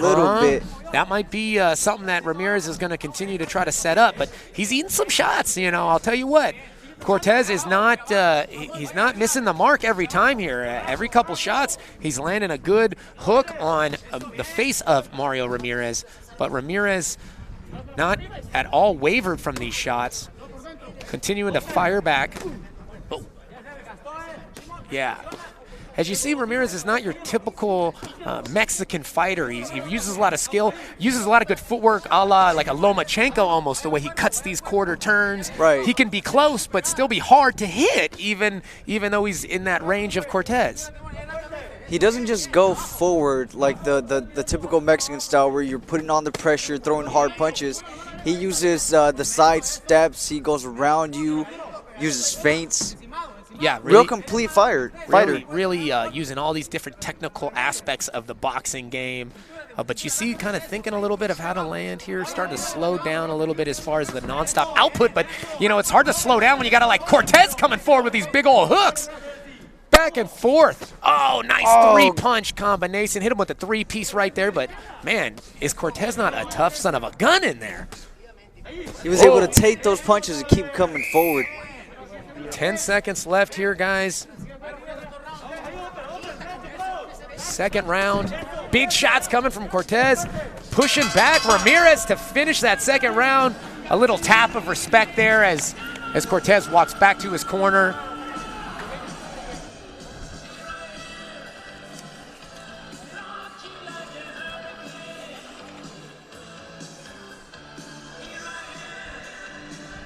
Definitely excited to have everybody here. Great event here, Borizteca Boxing, King Gio Performance here. Modesto Car Toys, guys. You ready to trick that car out? You need some good audio, maybe you can throw some TVs in the back seat so your children can not bug you all the way to Disneyland when that place opens up again. You go to Modesto Car Toys and you get your car all decked out there. They'll take care of you. Game Up Nutrition, after you get your car taken care of and you need to get your body taken care of, I want you to check out Game Up Nutrition there on Instagram. And then when your body's nice and in shape, you go to Modell's Sporting Goods. You got to go to Moe's to get all your sporting good needs. And here we go, round 3 of this scheduled 8 between Mario Ramirez and Christian Cortez. It's been a really good fight. Oh, head clash. But both of them seem to be affected by that. You see instantly Mario Ramirez is grabbing his face. You see Cortez leaning against the ropes, wincing in pain here. Must have been a bad cut. A mad headbutt. I don't see a cut, though. I was trying to say on either fighter, but I can't really get a good Mario. look. I can't see Ramirez. They're wiping him down. I don't know if they're just checking to see if there might be a small abrasion on the face of Mario. That would definitely be unfortunate, don't you? I hate to see a accidental headbutt cause a cut in a fight, affecting a fighter, that wasn't thrown by a punch or whatnot. Right. So, man, it's always unfortunate when you see that. Oh, he looks like he's really in pain over there. Referee looking attentively, trying to get a view. It looks like there has been some blood drawn. I do see blood on the rag of the cut man for Mario Ramirez. So unfortunate when that happens. Let's see how bad that cut is. Oh, remember the fight has to go 4 rounds before it becomes official. So hopefully it's not an issue that's going to prevent these guys. Let's take a look at that headbutt real quick. It looks like they're both exchanging furiously like they have been the whole round. Let's see if we can see where it happens.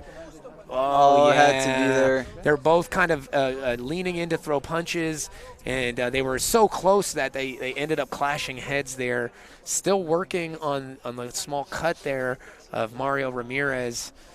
So unfortunate when this happens, guys. Hopefully it's not going to be an issue, and they're going to be able to continue this fight. Hopefully, but it is important for his corner to treat that cut right now because we still have a lot of rounds left. Yes, a lot of fight in front of him. And I will bet you that Cortez is looking at that cut saying, okay, I have a target. Yeah, again, Cortez, with all that experience as a professional fighter, has to be aware of the fact that his opponent is hurt. Whether it was a headbutt or not, at this point, you got to take advantage, right? Oh, yeah, of course. You get the ref involved, you can end the fight.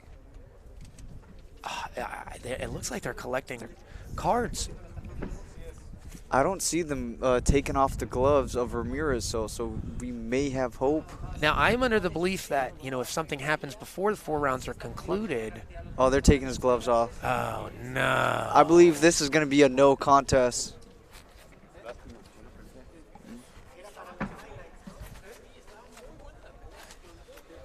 Oh, so unfortunate. We're gonna check out a slow-mo replay so if we can maybe try to see exactly where that cut took place. Yeah, there it was.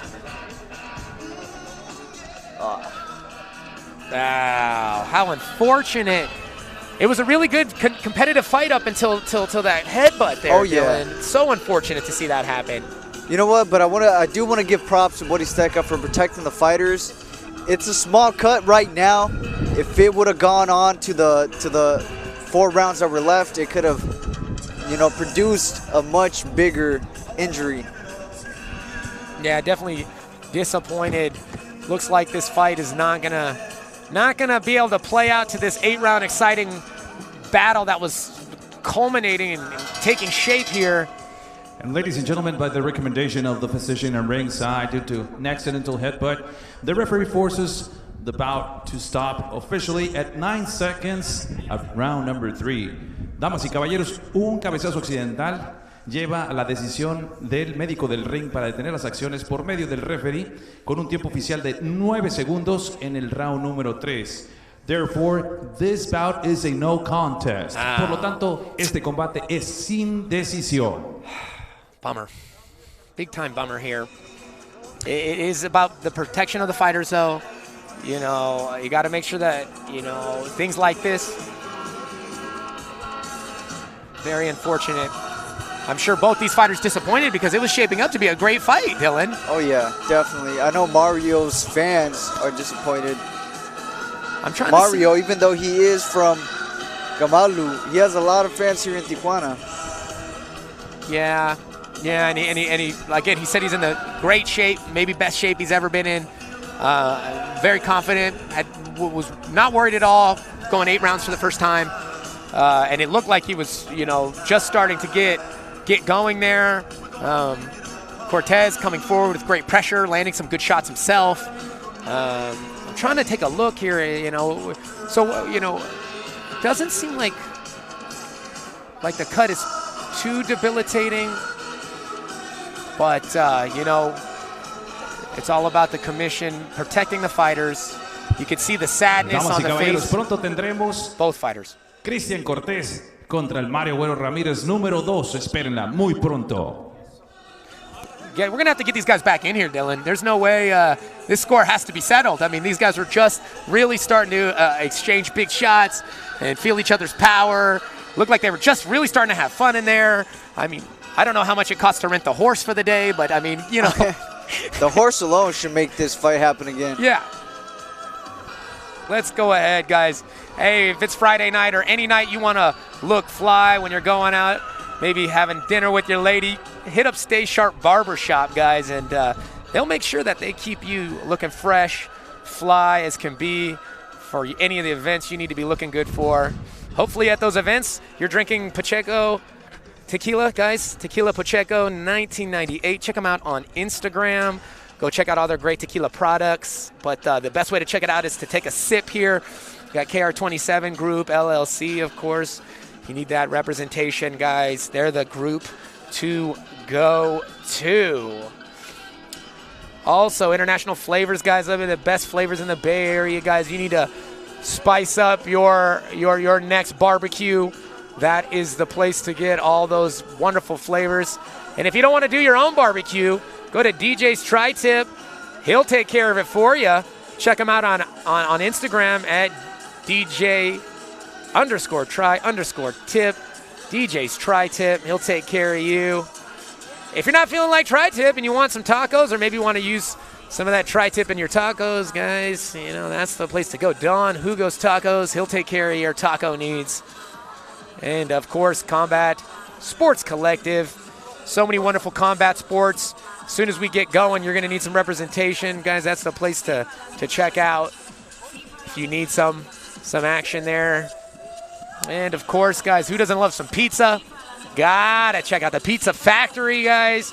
So many locations for you to enjoy a wonderful hand-tossed pizza right there at the Pizza Factory. Let's take a look at the tail of the tape for our next fight here, Dylan. We have René Téllez, Girón El Bravo taking on Guadalupe Acosta. Age advantage for Girón, he's 21 to Acosta's 27. A little bit of a height advantage, though, 2 inches. Acosta 5'8". Girón measuring up at 5'6". Identical in weights, 132 each, respectively, for both fighters. Long reach advantage for Guadalupe Acosta, 72 inches, to René Téllez Girón's 66. This is a 10-round lightweight fight, and it is going to be a banger, we both suspect. What do you think the keys to victory? You got quite a reach advantage for Acosta, but maybe a power advantage for Girón. What are you thinking going into this co-main event here? You know, Guadalupe is older, right? But I think that René Girón has a higher boxing IQ than Guadalupe Acosta. So Guadalupe has to keep Girón off of him. Now, Girón has those power shots that if you get touched by those, man, you're going to sleep. Yeah. We've seen him in his last journey to the ring, December 2019. He knocked out an undefeated prospect in Carlos Balderas with a vicious left hook. And, you know, we're excited about this 10-round fight. Let's take a look at the rules, guys. There is no standing 8 count in this fight. No 3 knockdown rule either. Only the referee can stop the fight. Fighters cannot, I say cannot, be saved by the bell in any round. And the fight becomes official after the 4th round. And what I mean by becomes official, like in that last round, they did not complete 4 rounds. If they had completed 4 rounds, after that accidental headbutt cut that stopped the fight, they would go to the scorecards. So after 4 rounds, they can then go to the scorecards if there is some kind of issue and they cannot continue the fight. As we take a look.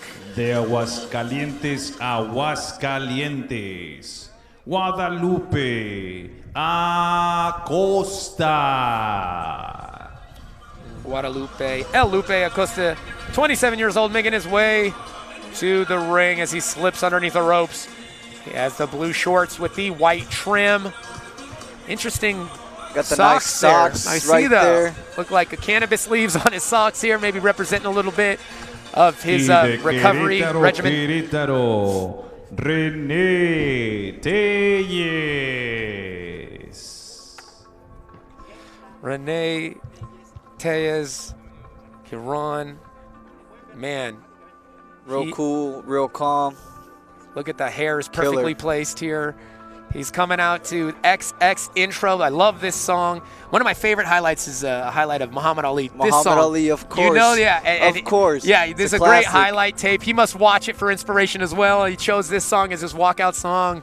And we are excited to see. I enjoyed watching his fights leading up to the broadcast here. Very entertaining fighter. Will stand right in front of you. Exchange. Damas y caballeros, este es el combate coestelar de esta noche. Está pactado a 10 asaltos en la división de peso superpluma. Ladies and gentlemen, this is your co-feature bout of the evening. 10 rounds of boxing in the super featherweight division. And it's presented by Borizteca Boxing Promotions in association with King Gio Boxing and VIP, the best in boxing. Your 3 judges scoring this bout in ringside. Sus 3 jueces: Miguel Hernández, Francisco Pacheco y Carlos de la Rocha. And when the bell rings, your referee in charge of the action, su referee para este combate, Ángel Méndez. Introducing first, the fighter standing in the blue corner. He wears blue trunks with white trim. He officially weighs in 132 pounds. Presentando ustedes en la esquina azul, con pantaloncillo color azul con blanco, con un peso de 132 libras. In 17 professional bouts, he stands with a record of 12 victories against 5 losses, and 7 of those big wins coming by the fast way of knockout. Presenta un récord de 12 victorias, 5 derrotas y 7 de esas victorias por la vía del knockout. De Aguascalientes, Aguascalientes, Guadalupe, Acosta.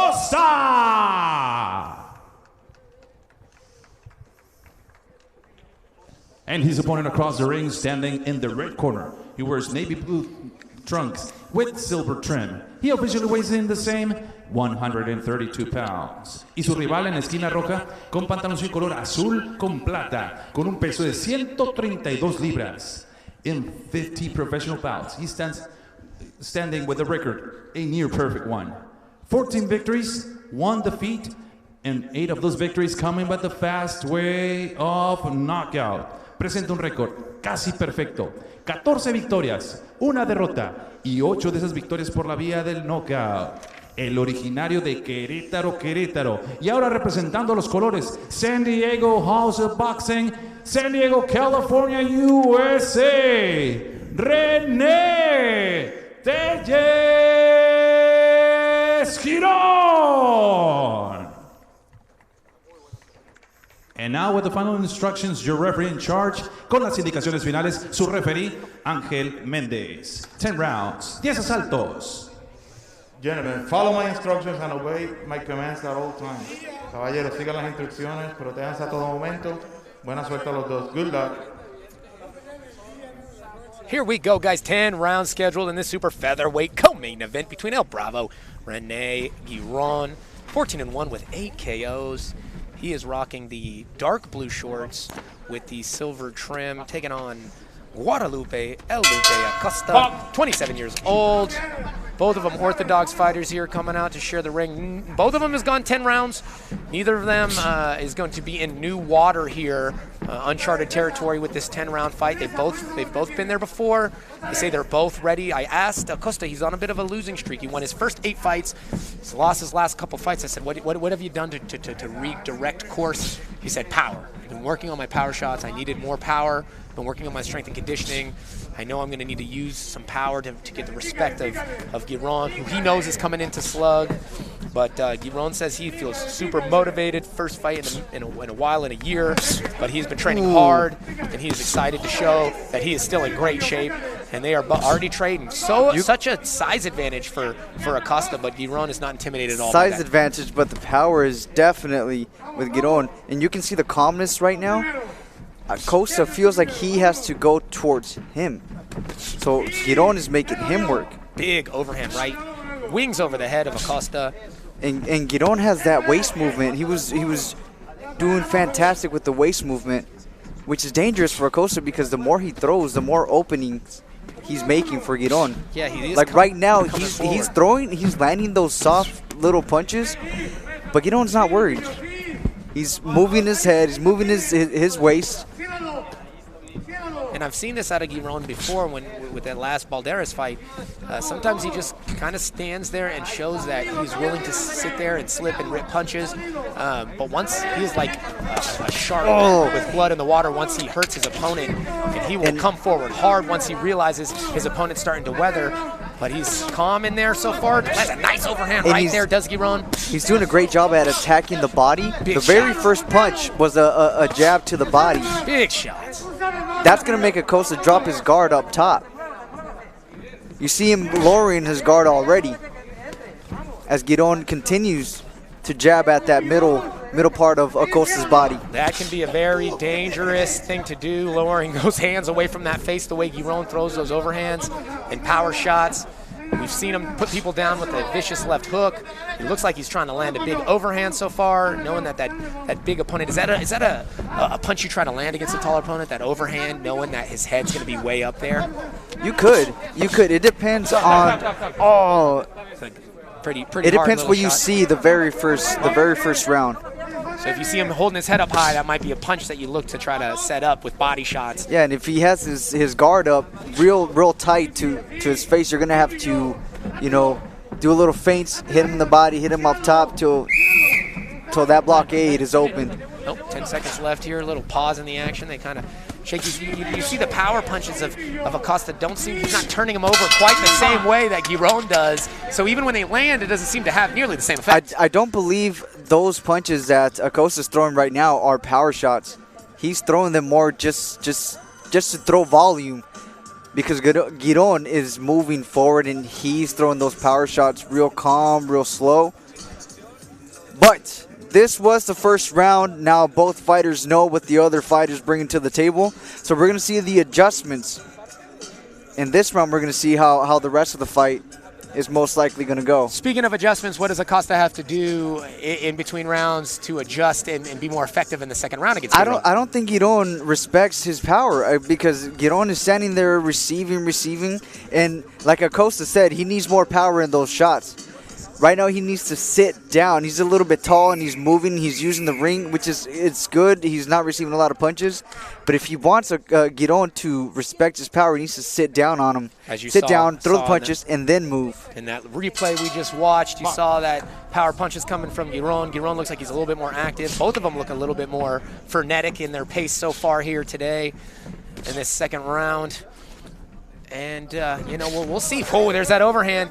We'll see if Acosta can establish a little bit of respect here from his opponent Girón.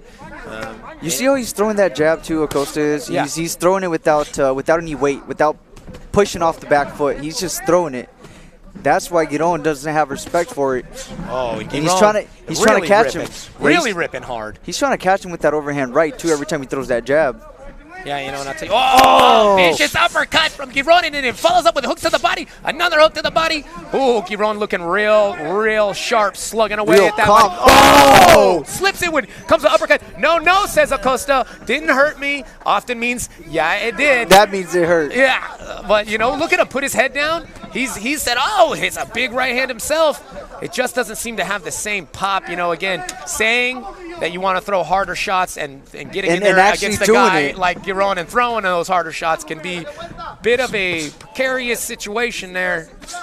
Ooh, every shot you see the difference in the way Acosta throws his punches. He's throwing his arms. Now when Girón throws, you see his whole body goes with him. Yeah, you see the hips turn, you see the feet plant and turn into those punches, as where Acosta seems to be throwing more from the shoulders. But credit to Acosta, he's hanging in there and he's keeping himself busy. Yeah, definitely. He has lost a 10-round decision before, back in 2018, has Acosta to Enoch Paulson. So he's definitely durable. We know that for a fact. But I don't think it's a good idea for Acosta to stay that close to Girón. Girón, whose every shot you can hear echo through the whole arena. Especially, lack of crowd at these events here, keeping everybody safe, being able to still promote and display high-level boxing in these crazy times. By keeping everybody safe here, we're still holding these events for you guys to stream live at home on Best in Boxing, Fight Hub TV. Gotta commend the King Gio and the calmness Borizteca of Girón. Even though Acosta is in front of him throwing multiple punches, he's just calm. Yeah, he hasn't lost control. And big those shots landed by Girón. That's what he's waiting for. Man, I'm just at all mouth open seeing Guadalupe Acosta eat these shots like it's nothing right now. And this is barely the second round, if I'm not mistaken. Yeah, round 2, about 10 seconds left in the second round of this exciting co-main event, 10-round super featherweight. Whoa! Boys exchanging after they hear that 10-second clap. You see the way Acosta keeps falling forward when he throws those hard punches? He's not sitting down on the punches. He's not turning them over He's there. not turning his hips. He's not using the weight off his back foot. He's just throwing them. So when he gets hit, he's off balance. He doesn't have the right stance right now. Now, is it possible that he just might not possess the ability to throw the punches like that, you know? Maybe he's a numbers guy, and that's just kind of his style. And he said he's been working on the power, but you know it's hard to change your style, and it's hard to change it definitely is. It's like a golfer. You try to change your swing halfway through your career. It's not an easy thing to do. Right. But like he mentioned, he needs to increase his power punches. And from what we're seeing right now, that is the case. That is the case because he's throwing multiple punches, but those are tippy taps, really. And on compared to what Girón is on the throwing, reverse for Girón, every shot you hear blocked or landed, you can hear echo throughout the whole venue. And as we go into this third round, take a look at that action from the second round here. What are you seeing there, Dylan? I'm seeing Girón receiving some punches from Acosta, but not worried, and him throwing the harder punches. You see that? Yeah, and we'll see if that real calm third round here of this super featherweight bout. I am Brandon Kyle alongside Dylan Miranda as we call Best in Boxing, presented by Borizteca in association with King Gio Promotions here live on Fight Hub TV. Man, been a great card so far. Hope everyone at home is enjoying this feast of professional boxing we provided here for you on this holiday weekend. Looks like Acosta's corner has kind of let him know, hey, might not be doing so good right now on the cards. We need to really start to turn it up. Good left hook by Acosta, though. Acosta really turning up the energy here. Looks like he's got plenty of juice going into this third round. One thing we do have to think about is the fact that Girón has been throwing the power shots, and he's been busy. That can, he's going to get tired throughout the fight. This is a 10-round fight. Yep. And we know Acosta is a very durable fighter. And now we see him absorb punches like that. Yeah, but so far Acosta has been eating those punches and coming forward with his own combinations. Like that one right there, that was good. 1, 2, 3. Yeah, he's definitely being effective with his combination punches as far as landing. It might not be throwing with great power, but definitely hitting the mark as you see the redness of the face of Girón start to swell here on the right side. Acosta's doing a fantastic job when he's keeping that distance and he's throwing multiple punches, keeping Girón busy. It's when he stops to take that breather inside the guard of Girón where he receives punches. But right now, he looks like he's controlling the punches. Yeah, really changed things up a little bit. He's coming forward. They're shoulder to shoulder here. These boys are phone booth fighting now. And man, Acosta that's a good nice combination right put there. together by Acosta as he pushes Girón back to the ropes. Girón starting to look at him like, wow, what do I got to do to get you to back up? I'm hitting you with all these shots. That vicious uppercut body hook there by Girón. A good body shot by Girón. And good straight jab by Girón. But Acosta always comes back, and you got to appreciate he's answering back these shots. He's trading 2, 3 shots for one big shot. Ooh, Girón really winding up for these hooks now, Dylan. Each one of those hooks is taking gas out of his tank. Big right body hook, left hook upstairs, that left hook. That had to hurt. And good uppercut by Girón as well. Put up. Oh, and another one. Big time stamp on the face there. Big seeing blood we see flowing. blood coming out the nose. Oh, that's really bad bleed going And on it's from the nose of gushing. Acosta. He's already starting to wipe it. You can tell it's bothering him. Man, big shot landed. The blood is trickling all over the gloves of Girón as he pushes his opponent back with 10 seconds left in this third round. Oh, barely misses a big left hook. Oh my, oh my. What a vicious round. What a round. What a vicious round of boxing there, Dylan, in that third round of this 10-rounder. And I was going to tell you before that the nose injury happened. I think Acosta has found his reach. He's found his tempo. This nose injury could change things. It's only round 4. Yeah, very unfortunate, especially, you know, what's it like when your nose swells up with blood and you can't breathe out of your nose? Obviously, you're going to have to breathe out of your mouth, but opening that mouth is going to put you at big risk for taking damage and possibly getting knocked out if you take a big shot to the chin, right? That's right. What Acosta has to do is do what he was doing successfully the previous round, which is throwing at a distance and stepping back when Girón tries to come in with those wide, strong hooks, because those are strong hooks, man. But he's throwing them wide. Yeah, a couple times he missed. He feels like an inch left, an inch right, an inch up, an inch down. That's right. And it could be good night for Acosta, but Acosta's doing a good job of mixing length and boxing in. But that was a big shot. The nose is still just It's still dripping leaking blood. like a sieve right now. The swelling on the right eye of Acosta, swelling as well on the right eye of Girón. Man, look at Girón. Talk about, ready. like I said earlier, he's like a little shark when he smells blood in the water. And there's definitely some blood in the water right now as we go to this fourth round of this co-main event. I'm Brandon Kyle alongside Dylan Miranda, Best in Boxing. Bringing another great card here in association with Borizteca and King Gio Promotions. Great night of matchmaking done by Saul Rios here from Borizteca Boxing. Oh, you can hear that shot hit like a shotgun shell. Oh, went look off. at that hip movement by Girón. Love that Canelo style slip and rip that Girón is employing here in this fourth round. You see him throw that uppercut. If he gets that uppercut, it's a good night. Yeah, and it might have been that uppercut in the last round that caused that leak. Might have been. You know, I know he hit him with a big uppercut and some good hooks. Not sure which one. Oh, he's knocking him around the ring like a rag doll now. Oh, big body shot. After that left hook lands and wobbles back. Acosta wiping his nose again. That's really bothering him. Oh, my. Oh, and the good overhand right by Girón. He's tearing him apart at this point. Back and forth. Boxing is not a game. Therefore, you do not play boxing. This is a fight, ladies and gentlemen, and they are going back and forth. Look at the heart on Acosta going forward no matter what. Big heart. Big heart. Shoulder to shoulder, taking body shots, ripping back. Oh, that uppercut barely misses by Girón. El Bravo is in there smelling that blood. He's probably tasting that blood right now, too, because it's all over the place. Both fighters look like they got painted red, like they do the bulls in the arena when they have the bullfights here. Both men painted red here, but with the blood of Guadalupe Acosta. Acosta needs to throw some uppercuts because Girón is kneeling down to throw. He's scrunching down to throw those hard punches. You see right there? He needs to catch him with an uppercut right there. Uppercuts are coming, but they are all coming from Girón. From Girón, yeah. Big shots thrown by Girón this entire fight. Slips, rips a nice uppercut. Speaking of, oh, there's that uppercut. Good from uppercut. Guadalupe, but then eats one himself. Uppercut by Girón. I doubt Guadalupe wants to be anywhere near uppercut range right now. His shorts are starting to absorb the blood.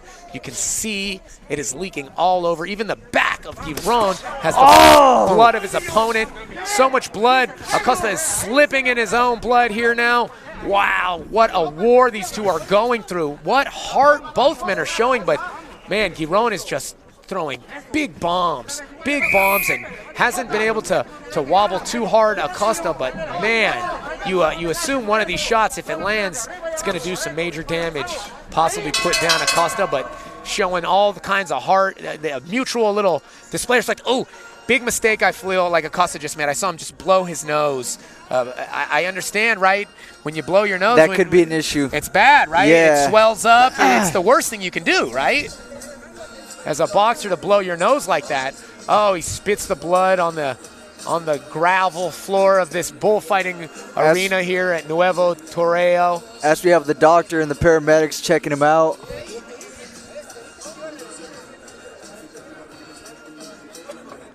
Looks like they are checking just to make sure that they can contain this blood. I mean, there's no cut. It doesn't look like the nose is too swollen or, you know, or move to either side, yeah. Sometimes you can see that big break, and that can be a reason to stop the fight, but it doesn't look like that. They're going to take the big cotton swabs and see if they can try to control this leaking. Dylan, let's take a look at the replay of that last one. Oh, big vicious hook right there, Dylan, from Girón there. You see the tail of the fight. Girón coming in on the inside and throwing those hard punches. Threw an uppercut right there.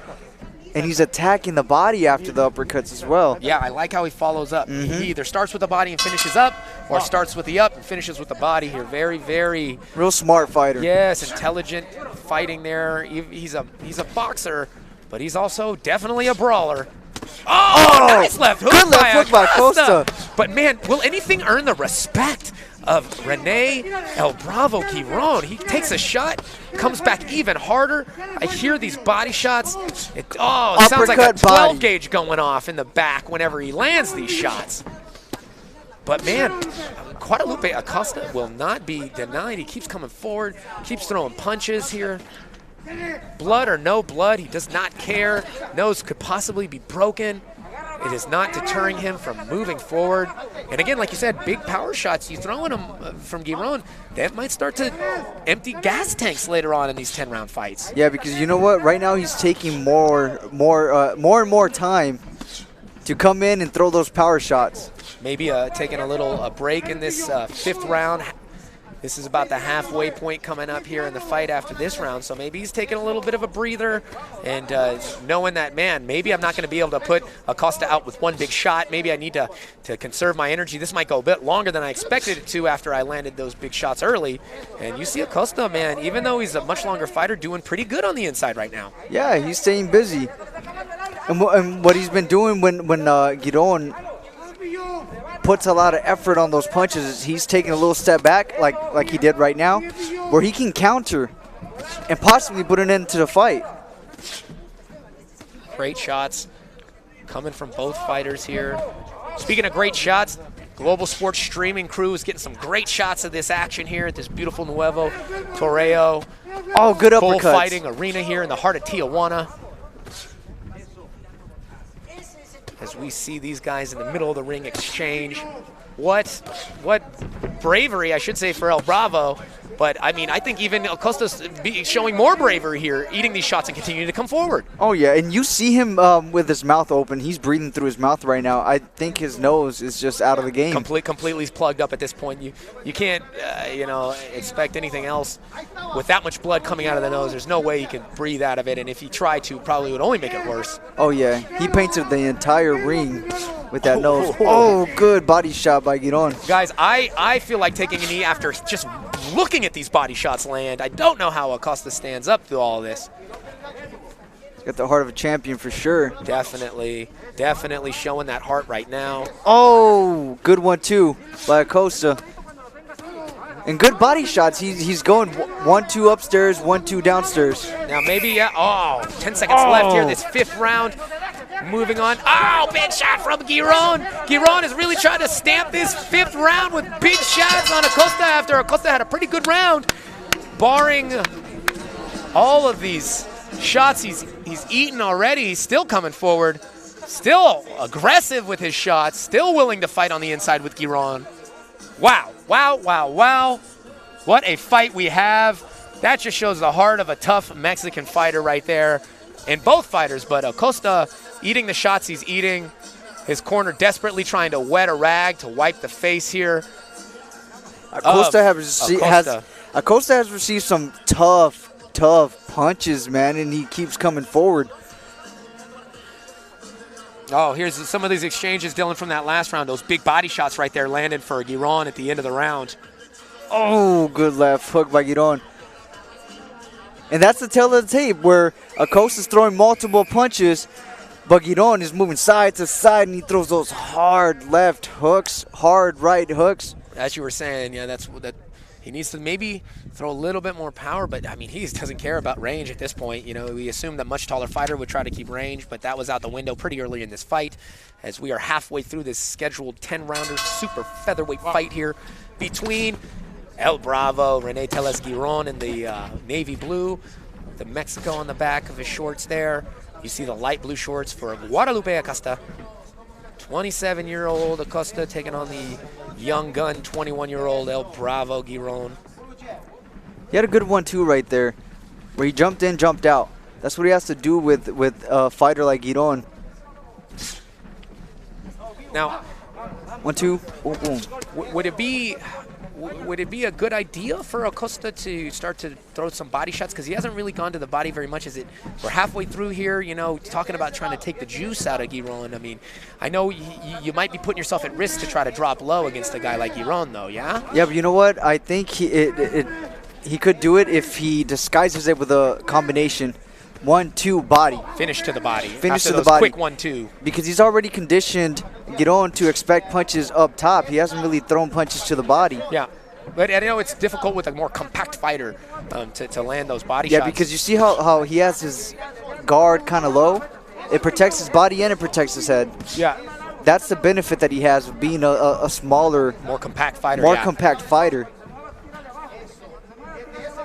Yeah, you do see a slowing of Girón now after all those power shots. As you mentioned, Dylan might be possibly starting to wear on the gas tank of Girón, throwing so much power early in this fight. Of course, and that's the dangers that they have to calculate. They have to put into their own equation of how this fight's going to go. Because right now, you see those body shots, they don't have the same crisp, that same snap that they used to have. You do hear that And Acosta has already survived that fury, that strong Girón. I'll tell you what, is it somewhat intimidating to hit someone with your best shot and they still keep coming forward? I mean, your mind has to at one point start to say, "What can I hurt this guy?" I mean, you know, because he's hit him with so many shots that you would assume would back him off, and they haven't yet. Yeah, but you know what? It's been the same shots over and over, so he needs to mix them up, and he needs to disguise them. Because even though they're landing, Acosta can see them, so he can kind of smother those punches. Prepare for the impact. Prepare for them, and take some damage off of them. Nice jab there from both fighters, but man, Acosta is starting to pour it on right now. He's really pushing Girón back against the ropes. As I say that, Girón is able to get himself off the ropes, and they're now exchanging in the middle of the ring. 6th round of this 10-rounder, scheduled for 10. We'll see if it goes there. The way these two guys are going, if it goes 10, geez. I see Acosta taking the edge now. Yeah, you see him start to turn the tide a little bit here. Oh, 10 seconds left here in that 6th round, and you see Acosta push forward. Giron's almost fighting himself off the ropes as opposed to fighting on the ropes there. Wow, you see a deep breath from Girón. You start to see a little bit of, again, he has a look in his eyes almost of like, what do I have to do? I hit this guy with my best shots. He's still coming forward. Sometimes when a warrior has set his mind to something, as it seems Acosta has done, oh, there's that blow again as we see Acosta trying to clear his nose. Blood obviously bothering him, but not bothering him enough to deter him from coming forward and throwing bombs. Speaking of bombs, let's take a look at the last round action here. Dylan, these guys are going back and forth, but it seems like Acosta's starting to turn the tide a little bit. Yeah, you see him taking control in this exchange.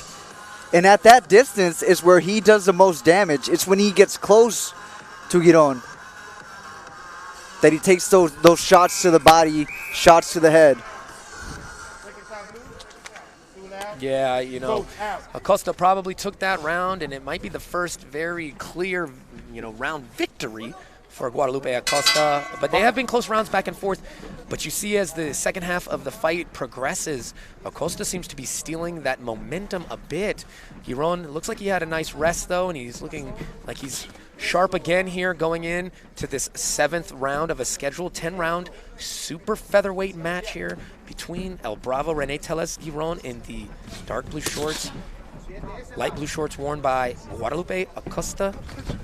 Yeah, we have to see what the gas tank of of Girón is, because right now he's taking a step back. And look at Acosta, staying busy, moving side to side. I'll tell you what, both of them have been 10 rounds and experienced that before, but I doubt that either of them have done 10 rounds like this here on Best in Boxing in Tijuana, Mexico at the Nuevo Toreo bullfighting arena here. So many classic fights happen in Tijuana, and we see more classic fights occurring here today on Best in Boxing, bringing you the best in boxing during these difficult times. Free for you to stream, broadcasting in both English and Spanish. All boxing fans across the world can enjoy wonderful display of high-level, top-caliber boxing. And we see a little bit of a slowdown from both fighters here. From both of them, yeah. Maybe both of them starting to feel the effects of all these punches and big shots they've traded back and forth so far in this fight. And they've both definitely earned each other's respect. Oh, definitely. I don't think Girón had very much respect early in the fight, but you could see the eyes have changed differently, and you could tell he understands that he has one tough son of a gun in front of him in Guadalupe Acosta. And they're exchanging right now. They're going back and forth. A little body straight there from Acosta. Girón is way, way, way less aggressive than he has been early in the fight. You can see maybe it's starting to wear on him. He's really picking less shots here. And the shots aren't making the same sound when they land that they were earlier in the fight, Dylan. Oh, yeah.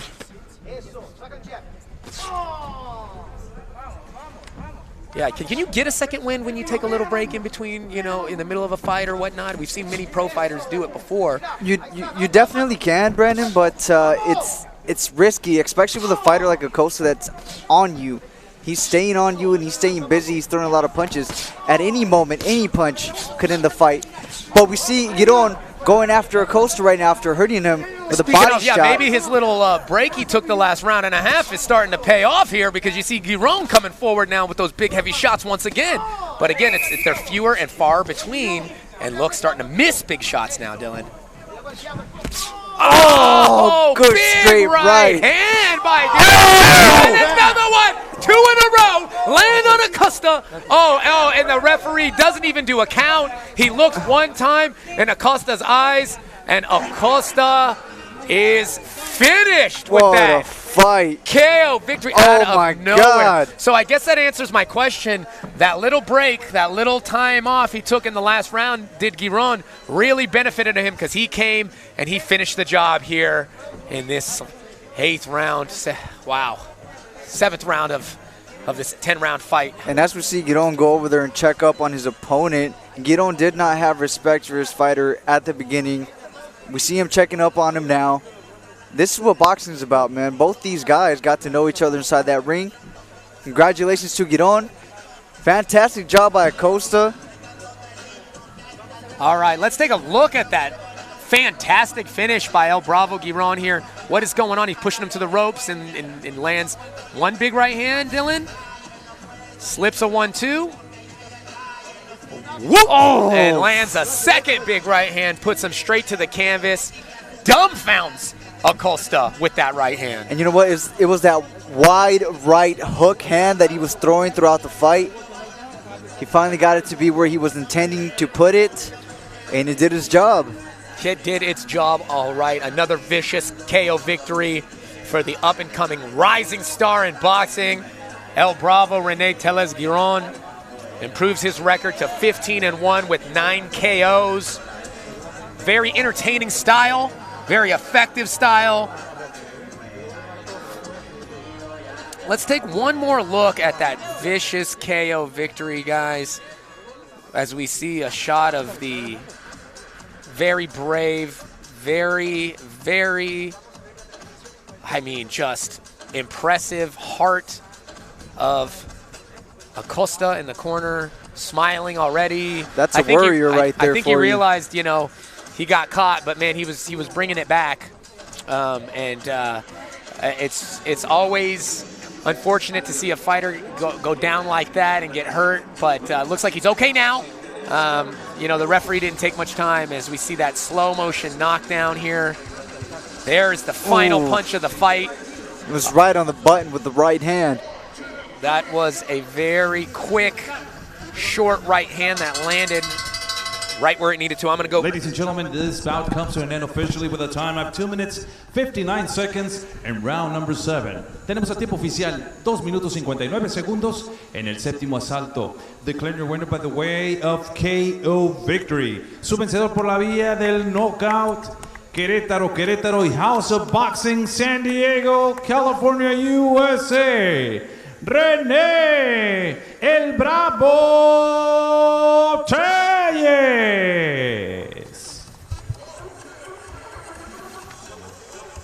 Y también fuerte reconocimiento para su rival de Aguascalientes, Guadalupe Acosta.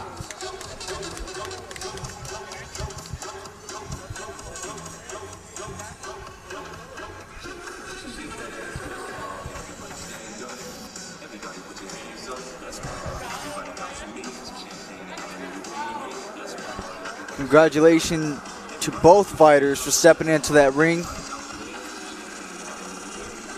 Girón. I'm here with your winner, René Téllez, Girón, as they pay respects to each other. René, wow, what a fight. Here, I'll let you get dressed here, represent your boxing club here. What a fight that was. René, it was big time shots being traded the whole fight. It seemed like he didn't really earn much respect from you early in the fight, but later on in the fight, you had a look in your eyes like, what do I got to do to put him out? Well, we found out what you had to do, and that was land a big right hand. Was there any point in the fight where you thought to yourself, man, what do I got to do to hurt this guy?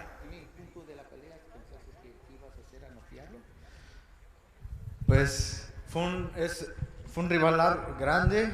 Sabíamos que iba a ser una pelea fuerte.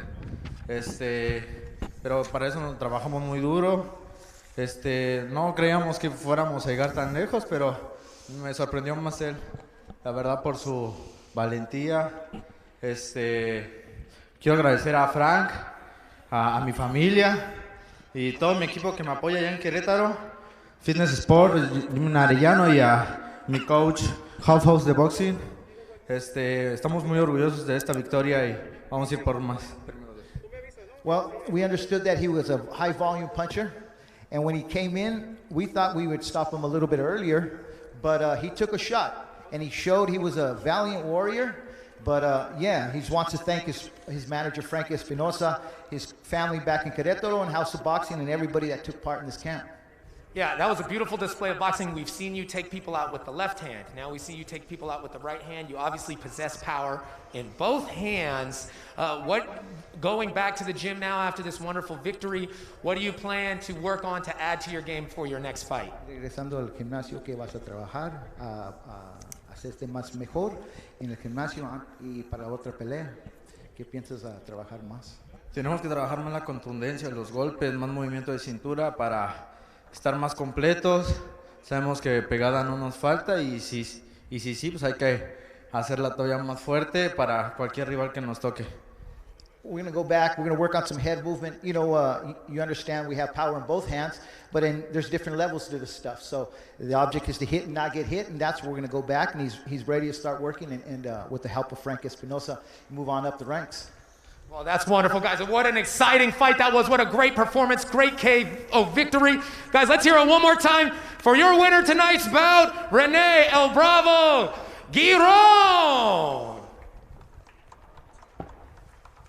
People just don't know what we go through. All the time away from family, hours of road work, fighting through the pain of training. You know, people just don't understand how tough this life is. People ask me then, why do it? Simple. I want to be the best in boxing.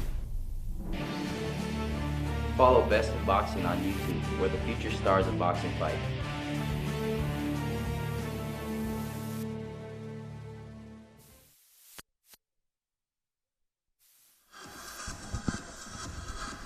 All right, guys.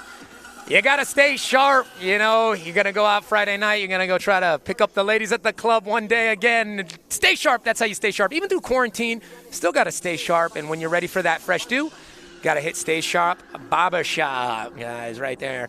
And Pacheco Tequila, guys. It's all about having a good time safely, and you can do so with the wonderful tequila that provided by Pacheco Tequila. Check them out on IG. Got KR27 Group. Guys, anytime you need that representation, guys, got to check out KR27 Group. International flavors, guys. Spice up any of your meals, guys, up in the Bay Area, or you can order online there. Check them out, guys. Hit up international_flavors on Instagram.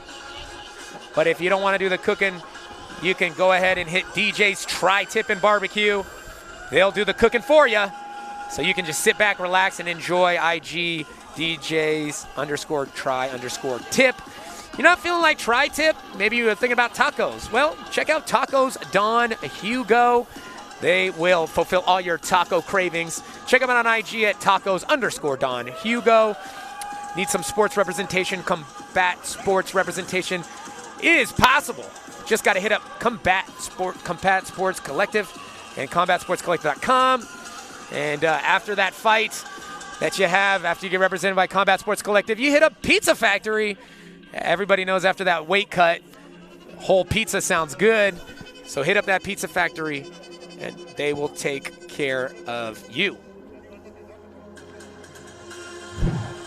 Well, I was supposed to fight for this same title a couple months ago, but for some reasons out of my control, fell off.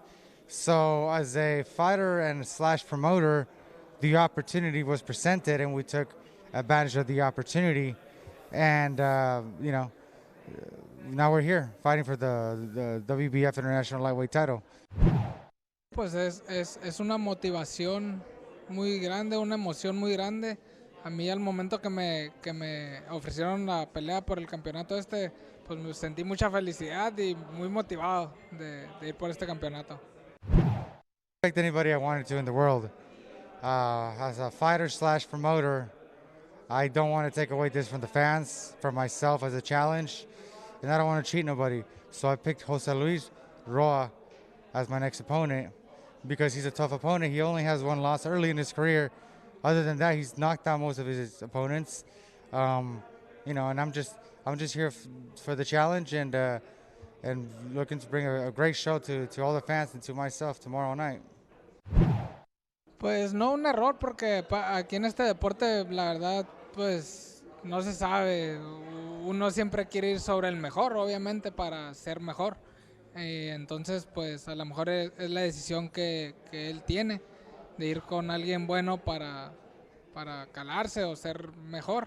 Y entonces pues nomás me pregunto yo, ¿a poco no sé, me les haría tan fácil o algo así para elegirme como su rival?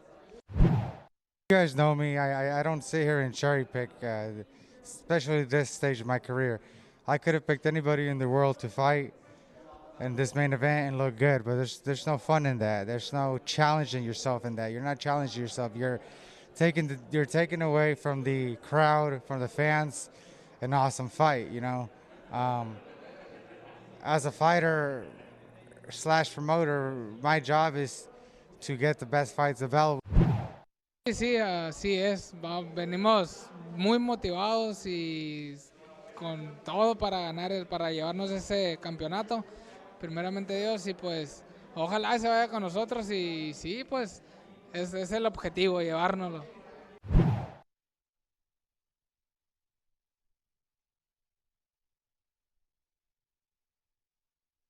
People just don't know what we go through.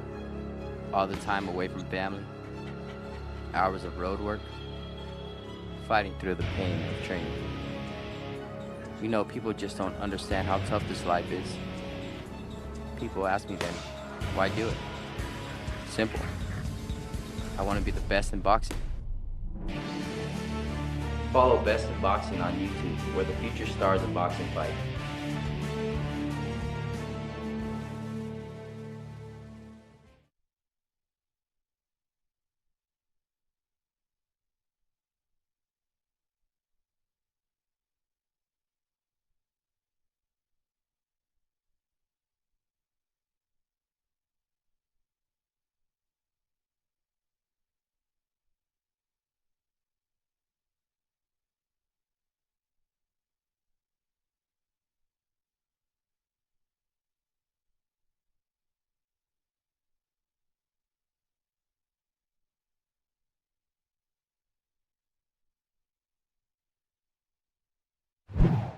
Making my own promotion company has been one of my goals since I started watching boxing, not fighting.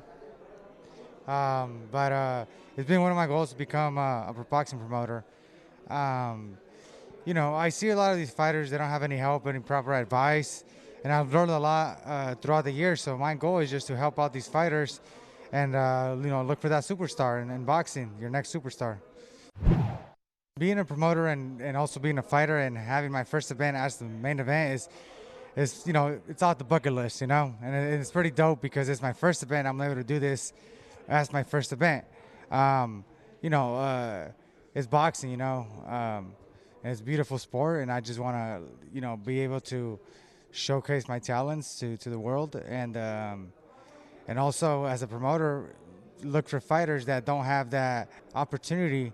Like I said, my goal is just to look for those fighters that are very, very good, but they don't have that proper advice, and promote them as well. Personally, it's not a challenge to me promoting and training at the same time. There's 24 hours in a day, and there's a lot of things you can do. You just got to be disciplined. You just can't be, you know, half-assing it. If not, you're not gonna do well on either side. At the end of the day, not just anybody can be a boxing promoter or anything. There's a lot of fighters that have tried it and they haven't succeeded just because that's, you know, unfortunately that's all they are. They're a fighter. They don't have that business mentality. This is not my first business path in my life. I've done a lot of businesses in the outside of boxing, and but like I said, boxing is just my next path currently in my career. Huge thank you to Saul Reels for letting me co-promote with him. He's a really good friend of mine. I met him a couple years ago. He's just in it like me. He's doing it. He's trying to help out, get this exposure to people through Best in Boxing, Global Sports Network, Fight Hub. He's just trying to get all this exposure to people that don't know these fighters and possibly give them that big break in their career. Saul is a very great friend of mine, and then I'm looking forward to co-promoting this event tomorrow with them.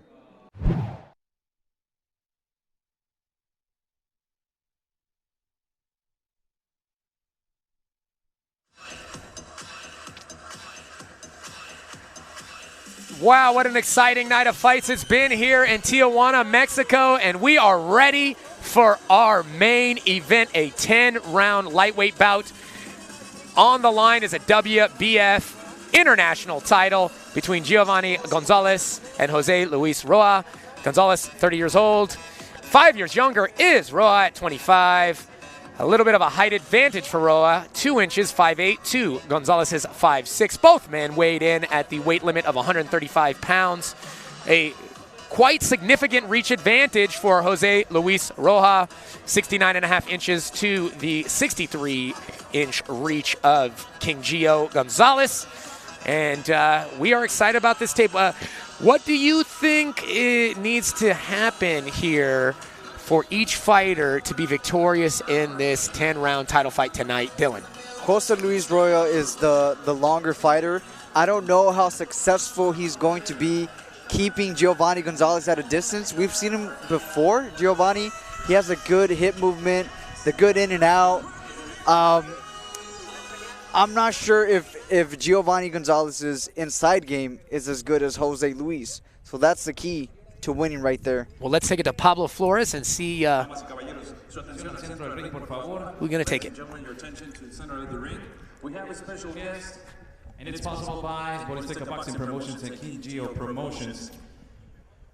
Tenemos un invitado muy especial. Él es medallista de plata en las Olimpiadas de Múnich 72. He's a former silver medalist from Munich 1972 and a former world champion, ex campeón mundial, un orgullo mexicano. Alfonso Zamora.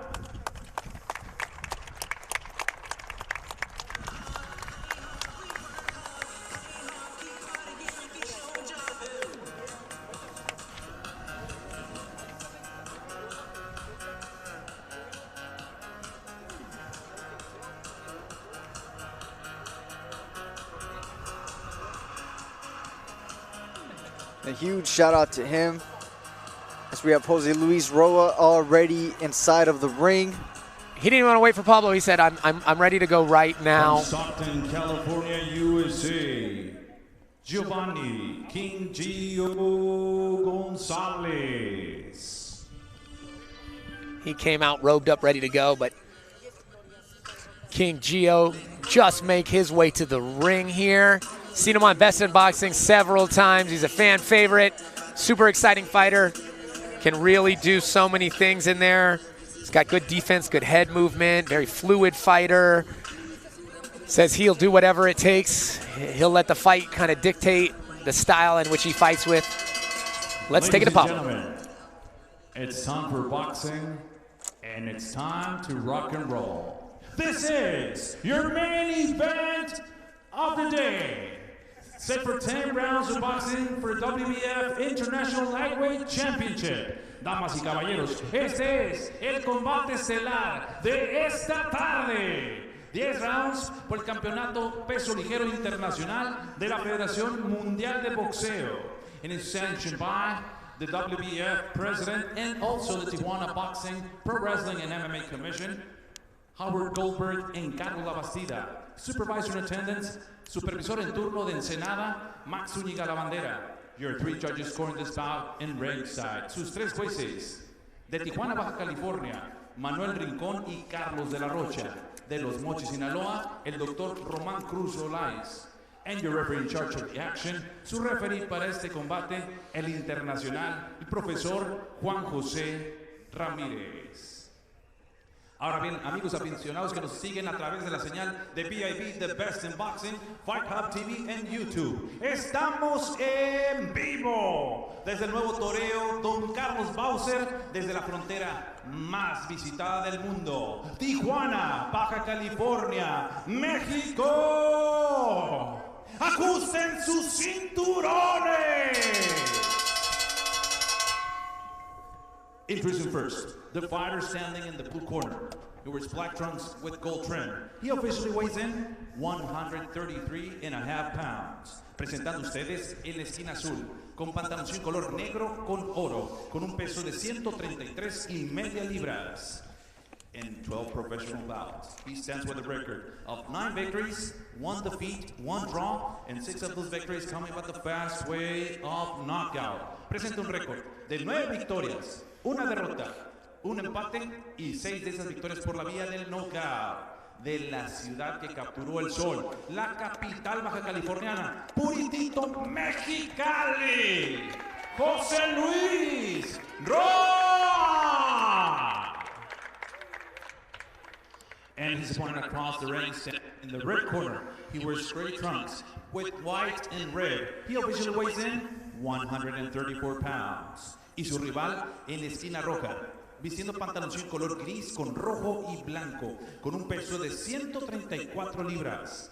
In 16 professional bouts, he stands with 10 victories against 5 losses, 1 draw, and 8 of those wins coming by the fast way of knockout. Presenta un récord de 10 victorias, 5 derrotas, 1 empate y 8 de esas victorias por la vía del knockout. From Stockton, California, USA, ladies and gentlemen, introducing con ustedes, Giovanni King Gio Gonzalez.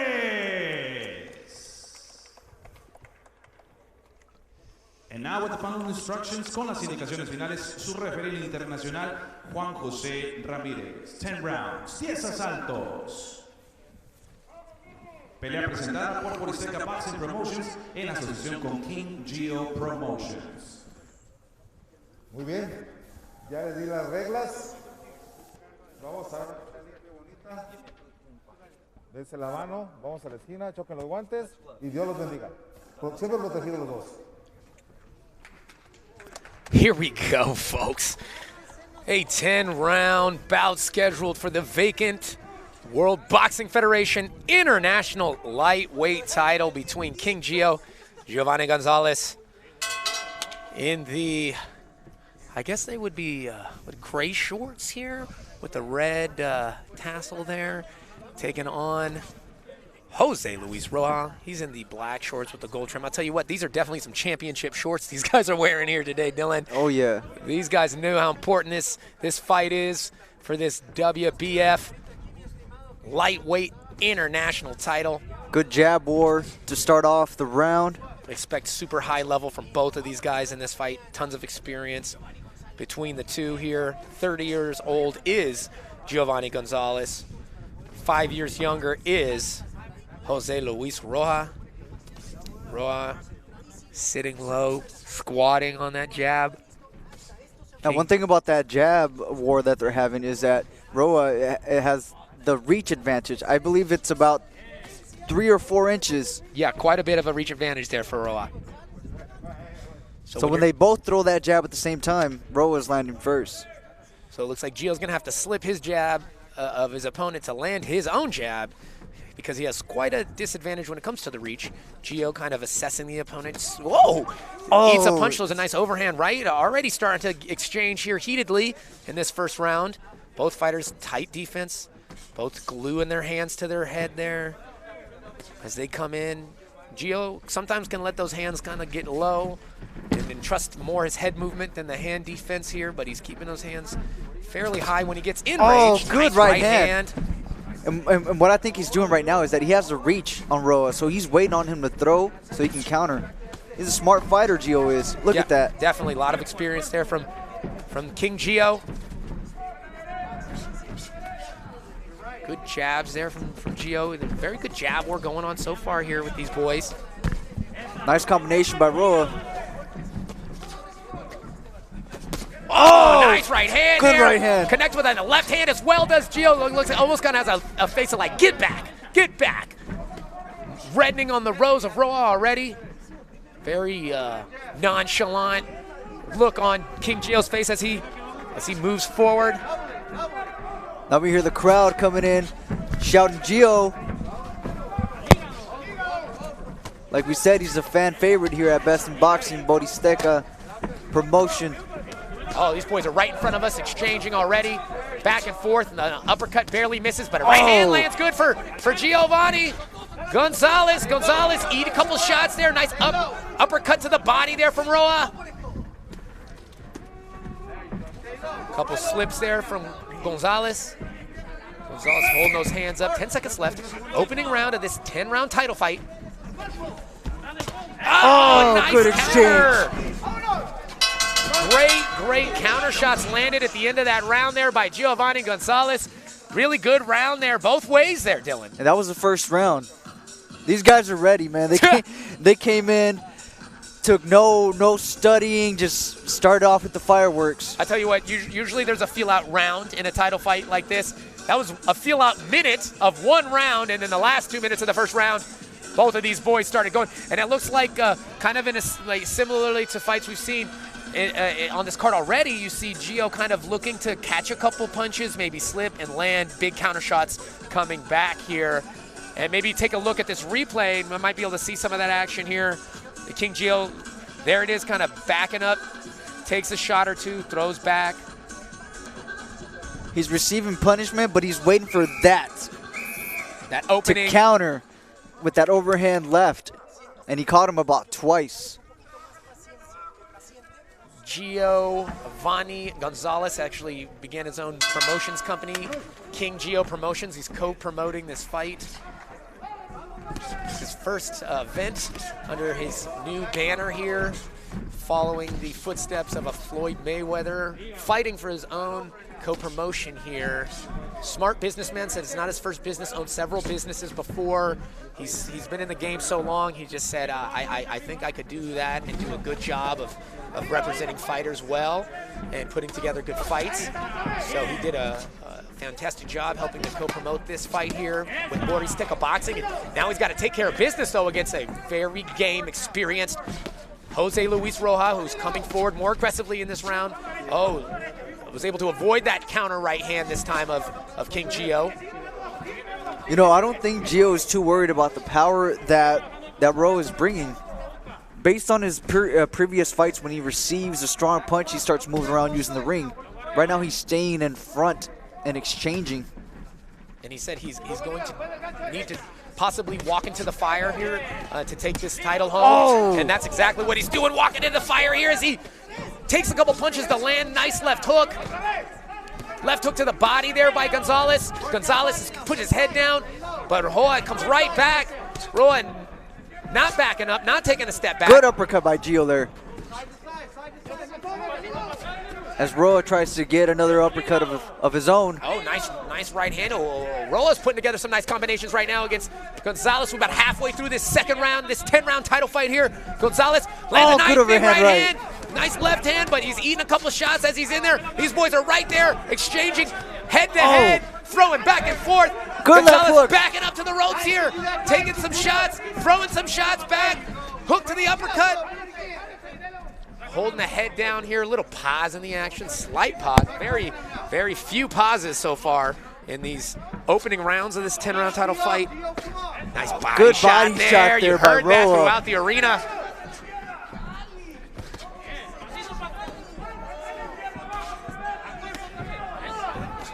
Non-stop action so far in this second round, Dylan. Less than a minute left here. Another good body shot lands. King Gio comes back with a right hand, left hand, uppercut. Roa is throwing and throwing and throwing. He's putting on that pressure. But here comes Gio with a combination of his own.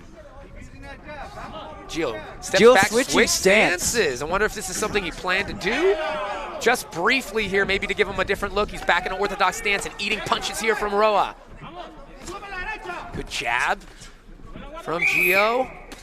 Oh, nice hook, and then he comes back, does Gio with a right hand. Oh, a nice left hand from Gio.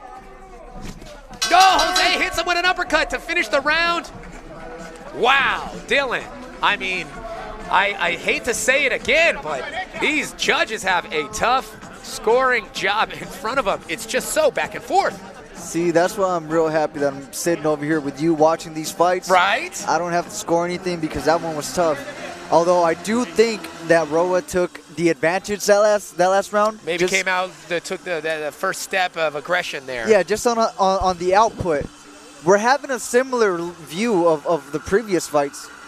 Yeah, speaking of that back and forth action, let's take a look, Dylan. What are you seeing here in that second round of this back and forth fight? I'm seeing Acosta versus Girón. Again, right? I was thinking the same thing there. Roa's coming in with those furies of combinations, but every time Gio throws his combination, it's strong. It's numbers versus power here a little bit. As you said, similar to the Acosta Girón fight there. Both fighters ready to go. Sharing a look across the ring as the sun sets here on the Nuevo Toreo bullfighting arena in the heart of Tijuana, Baja California, Mexico. It's myself, Brandon Kyle, alongside Dylan Miranda as we call this 10-round WBF International lightweight title fight, the vacant title. One of these boys will walk home a champion here tonight. Who is it going to be? Will it be King Gio, Giovanni Gonzalez from Stockton, California, as he takes on Mexicali's Jose Luis Roa. Oh, that was a good uppercut body. Good by body Gio. shots there from Gio. Oh, looks like Gio might have heard from his corner that he needs to put on some more mustard on those shots to start landing, and he's starting with a big overhand right there. Beautiful shot lands over the top there for Giovanni. Jose backing up to the ropes a little bit now. Looks like Gio is coming out to try to seize the advantage here in this third round here, a minute in to this 10-round title fight. Oh. Good job by Roa keeping busy, though. He was definitely hurt with that previous punch. Yeah, definitely did a little bit of a wobble there, but looks like he's refocused. Doesn't look too at a loss here. You can see his eyes still focused, but you could tell he's being a little bit more considerate of the power of Giovanni Gonzalez right now. Oh, slips a punch and lands 3, 4, 5, 6 punches in a row. Good job by Roa by using the jab to set up those combinations. Saw a big exhale from Giovanni after that long combination landed by Roa. Misses barely with that right hand. Does Gonzalez. Gonzalez's hand starting to stay low. Earlier in the fight, they would come up to his forehead as he got closer to Roa. Now he's just kind of keeping him down, closer to the chest-waist area. Looking to utilize more head movement, I assume. Try to land some big shots here.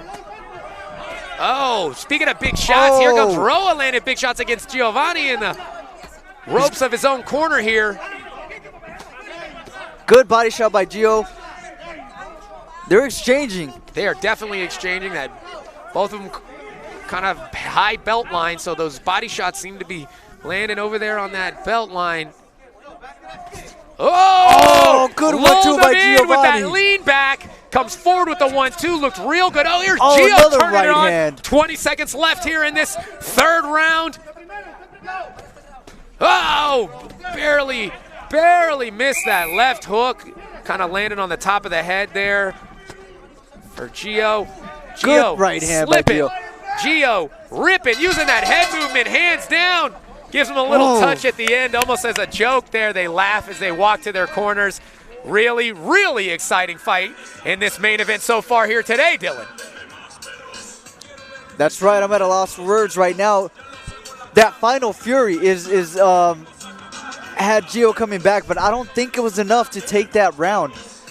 I'm going to tell you something. I cannot believe that it's barely round 3. It feels like they're more than halfway through already the way they're throwing right now. Oh yeah, and this is a 10-round fight. You start seeing some exhaustion already on the faces of both fighters. Yeah, a fight like this you can see as we look to the corner right now of Giovanni Gonzalez. Deep breaths being taken here. Now, when you're in the corner, Dylan, do you like a corner that gets fiery about it as you see these guys go back and forth here as they exchange? And there's that body shot there, and another one there, right hand from Gio slipping at the end of that round. I mean, they exchange punches right there.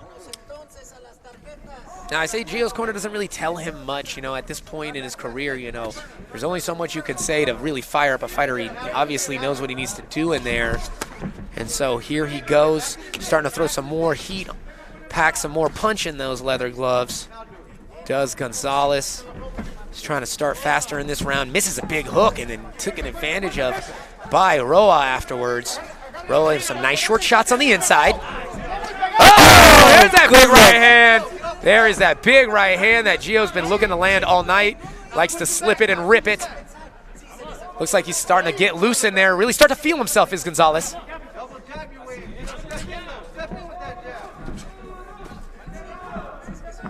He's definitely starting to look more comfortable inside the ring. Just can't get too comfortable. Not against the opponent coming forward like Jose Luis Roja. Because Roja will take advantage, as we saw in that last round, with combinations. And right now he's not staying off of Giovanni. He's keeping him busy. Yeah, I tell you what, great output so far.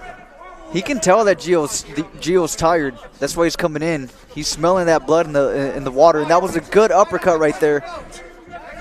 Yeah, but Giovanni, a crafty veteran, like he was doing in that last round, and sometimes he kind of plays possum a little bit. Maybe lulls his opponent to sleep to come in and then comes back with the 1-2. So Roa has to be cautious while moving in. He's got to do it smartly because as we've seen in these previous rounds, Gio will kind of fade back and then come with a big shot over the top. And that's part of the fight game too. Yeah, baiting, let them come forward, pretend. And you definitely see the art of war being displayed here with these high-level, vastly experienced fighters. You see the tactics start to be employed as they come back and forth here in this fourth round of this scheduled 10-rounder. Successful combinations by Roa, and those are the long punches that I want to see him throwing. Combinations at a distance, and then you step back, just like that. Good combinations from both fighters here. Looks like you're right, Giovanni might be starting to tire out a little bit. He said he's in great shape for this fight. He said he is probably had the easiest cut he's ever had in his career, so he feels good. But good big overhand shots right. again as we talk about him maybe fading. Here he comes, and maybe that's just knowing it's 30 seconds left in this fourth round here, and knowing that if he can put a stamp on the end of this round, he might be able to steal this round because it's been kind of a lackluster round early, but now they are making up for it in these last 30 seconds. And it's back and forth. They're exchanging combinations here. Nice hook over the top. But Roa comes back with a cross, lands a little bit of a overhand right and another overhand right as they blow that 10-second nice whistle there. A little bit late on that whistle as it directly preceded the bell there. You see Gio spit, look down at the ground, take a deep breath. As we look in the corner of Roa, looking pretty calm and poised in there. Looking in the corner of Gonzalez, looking a little bit more taxed from this back and forth battle. I mean, every time that Giovanni Gonzalez is throwing punches, those are hard punches. Whereas Roa over here is throwing multiple combinations, just not with the same strength that Gio is doing. Yeah, I know, and that makes it tough because some judges, they might be looking at who's throwing more and landing more. Some judges might be saying who's landing the harder shots. So it's difficult to say how this fight is going on the scorecards because it's two different styles of scoring here. Right. And really it is, that's why we have 3 judges, and that's why we go to this replay here and see these different styles go back and forth. Big shots landed by Roa, but big shots also being landed with a little bit more strength and power from Giovanni Gonzalez. Giovanni starting to dance a little bit around the ring, maybe going to start using a little bit more of that in and out movement you mentioned that he does possess here. Oh, and he's real good at that. You see that? Just came in with the straight right, moved. Gio's a crafty boxer. He's a smart boxer. Yeah, very tricky. Yeah, you see that? He's waiting for that counter. He's waiting for that counter. Almost trying to time the shots of his opponent so he can come back with big shots. But man, he didn't avoid that shot. That right hand there by Roa. Roa is chasing him down instantly as Giovanni moves. Roa is chasing him down, looking to throw more combination. Nice good body shot by Gio. I tell you, every time Gio has an opportunity, he's taking what he can get. But then, as soon as he gets something on Roa, Roa comes right back with multiple punches, lands a multiple punch combination. They trade body shots there. Oh, nice body shots coming back from Roa. Oh, great boxing match so far here today, Dylan, with these 2 high-level professionals vying for that WBF International lightweight title on the line. 5 rounds into this 10-round fight here. Halfway through this 5th round. About halfway through this fight. Yeah, Dylan, you know, Rojas is seeming to find success in this round. What is he doing to be able to score these punches against Giovanni? Roa's having success on Giovanni because Giovanni is waiting in front of him. And Roa, whenever Giovanni tries to move around, he's on him. He's chasing him. But he's not just chasing him without being in action. He's throwing those fast combinations. Oh, got him with that. Lands a big uppercut right there. That was a strong right uppercut. And he's still throwing punches, whereas some boxers like to throw a hard punch and then they wait. He's staying busy. He does not let Gio think. And that's important for a boxer. That's important for a boxer like Giovanni, who's smart and likes to move around and does his tricks and combinations. Don't let him think. Don't let him have time to set things up, to set traps. You just constantly throwing on him and make him defend. He doesn't have time to do too much thinking here. And you can see this is slowly starting to turn into a slugfest back and forth for this WBF lightweight title.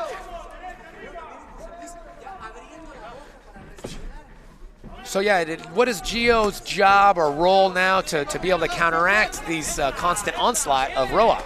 Right now, Gio has to stay calm. You know, not get into a panic with all these punches and hit him with a strong punch. And there you go. Came back with a combination of his own. It seems like Giovanni is very aware of where they are in the round. He's coming strong in the last 30 seconds, but it seems like he might be giving away the first 2.5 minutes of these rounds, which is going to make it really difficult to score here. Right. Roa so far is coming in throwing his punches, and Gio hits him with a strong punch. He'll take a little step back, and then he comes back in. So what Gio needs to do is hit him with that strong punch and follow up, not let him go. Because Gio is hitting him with that strong punch, Roa backs away. Gio takes that as an opportunity to breathe. Don't breathe. Stay on him. Take the breath away from Roa and implement your game plan. Yeah, we'll see if Giovanni can do what you're talking about here as we go to this replay. And you see Giovanni trying to get more aggressive, throwing those hooks to the body. But Roa, as you said, comes right back on him.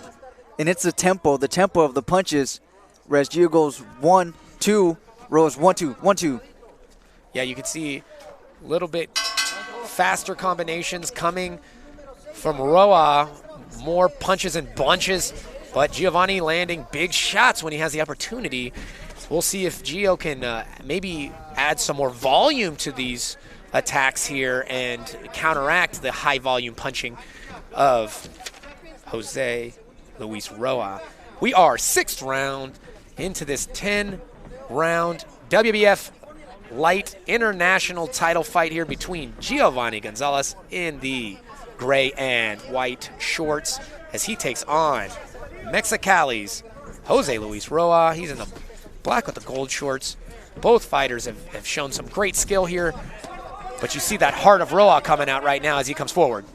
Yeah, as we started off where they were at a distance, Gio tends to have the advantage there as he moves around, comes in, hits you, and he moves around like that. When he stops, when he lets Jose, start teeing off, that's when he finds himself in issues. He cannot stay in there and trade with him. He's a smarter boxer. Yeah, but Roa's got such a length advantage. And he doesn't leave him alone, man. Yeah, he's not letting him think. He's not letting him move. He's not letting him breathe. And that might be a problem as this fight wears on. You see deep breaths coming from King Gio in between rounds. I don't see Roa breathing very deeply in between rounds. Seems very relaxed in between rounds. So we'll see who kind of has that endurance advantage as we go into these later rounds. Again, this is round 6 of a scheduled 10-round main event we have here for Best in Boxing Borizteca Promotions in a... good right hand by Gio. Nice round for Roa. So far, he's starting to really pour it on here as Gio lands a punch and then Roa comes back with 10 punches. Gio's got to throw an uppercut and move. He has to use that in and out movement that he's so good at. As he moves around to the center of the ring. Oh, nice. There's that uppercut you're looking for. Good uppercut. Oh, starting to use that head movement to slip the straight punches there of Roa is Giovanni Gonzalez. And he's great at that, especially at that distance. He's in front of you, but not too close. It's when he lets Roa into that inside game right there where there's issues. And he's definitely has issues getting inside here. Oh, and we see Roa starting to use some in and outs. Side steps as well. Roa really demonstrating several different skill sets he possesses in that boxing ring here tonight. This is a big fight for both of these fighters. Winning that international title from the World Boxing Federation. WBF World Boxing Federation international title fight here on the line, guys. Both these guys know how important this fight is for their careers, and you can see them laying it out there tonight as we move into the evening and the sun sets on the beautiful Nuevo Toreo Arena here in the coastal border city of Tijuana, Baja California, Mexico, a hotbed of boxing for many, many years. Fortunately, able to do this wonderful fight outdoor arena. Everyone staying as safe as possible. Everyone masked up outside, sanitizing the ring in between each match, taking all precautions necessary to make sure we provide the safest environment for these high caliber professional boxing matches. As we take a nice shot of that beautiful town of Tijuana. And then a nice look at these guys going back and forth in that last round. Trading shots. Gio takes a right hand there. It's just the numbers, it seems like. The numbers. The numbers are just starting to add up slowly for Roa. Yeah. As we move into this next round of this scheduled 10 here. We'll see if Giovanni kind of changes things up and turns it up. More of the same might not be enough to take that title home tonight. Starts off with the jab here. 7th round, scheduled 10. WBF International lightweight title. I'm seeing a lot of headshots right now, but they're not, I hope they're not forgetting about the body. I don't think it'll be very long, but a nice right hand from Gio. Gio's starting to hit the gas a little bit. Maybe realizes he might have given some rounds away to Roja. Roa staying true to the task, though. Slips a big right hand from Gonzalez. I like that movement by Gonzalez. He's in there, he's in front of him, he's throwing combinations, but then he moves. That's when he looks phenomenal, man. He goes in there, hits you, doesn't get hit, just like that. And he's smiling, he has fun. Yeah, It's on the inside game where Jose is taking the advantage. definitely looks like Gonzalez is giving Jose Roa a little trouble this round. He's doing things a little bit different. He's more active. He's more in and out, sticking that jab more. Maybe Right, that's Gio. That's Gio right there. In, out, loose, real calm. maybe he feels like he wasn't doing that enough. Maybe his corner told him he needs to get back to Gio Gonzalez boxing, and that's what he's doing so far. And it looks like he's providing some issues here for Roa. Oh, good right hand by Giovanni. Landed big shots Another again. Bang, bang, bang. He goes throwing big power shots. Is Gonzalez. Definitely some confusion almost on the face of Roa. Almost looking like, what happened here? I was cruising along. Now all of a sudden I'm eating power shots left and right. Oh, yeah. And missing shots. Seems like Giovanni found his tempo. Corner Roa encourages him. Vamos, vamos, they yell. Oh, looked like there was a little bit of confusion there. Yeah. Gio looked at the ref as if he should have stopped the fight. Now Gio kind of balling up here. Maybe got hurt by something there, Dylan. I don't know. I didn't see it, but I didn't see what could have hurt him, but he looks. Definitely looks like he got hurt by something. Not sure if it was a punch or maybe a headbutt, but Gonzalez looked at the ref for help, and the ref said fight. And now he looks like he's on the ropes, and around that he looked like he was really starting to take over the round there, was Gio early. And now, with 20 seconds left in this 7th round, you see Roa pushing Gonzalez back to the ropes. Gonzalez, it looked like something just took it out of him. Maybe it was a low blow, he thought. But man, Gio does not look like he did in the beginning of this round at all. But there he goes, back with the big bombs. Don't look very technical, just kind of throwing away there. Interesting into that 7th round, Dylan. And we have to see that possible replay. That if we replay, because I yeah. did not see what it was. Me either. Giovanni was controlling the whole round. Right, he looked fantastic. And then all of a sudden, something happened. He looks at the referee and almost as if to say, aren't you going to take some time for this? And the referee just said, go. And Gio looked like something bothered him big time in that round. It could have been a low blow. We don't know.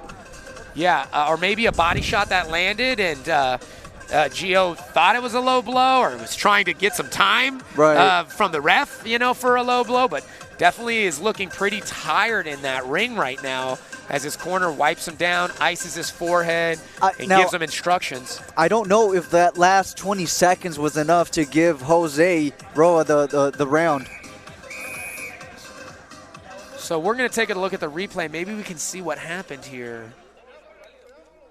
I don't see anything illegal or foul happen. Maybe took a hard shot and was just trying to use some crafty veteran moves to get the referee to give him a break. But it could be. There was no definitive punch that said that's what hurt him. Well, here we go. They are back in it. It is the 8th round, guys. It's myself, Brandon Kyle, alongside Dylan Miranda as we call this 10-round title fight. And these boys understand how important these last 2 rounds are as you see them exchange. Giovanni Gonzalez with his back to the ropes, trying to push back.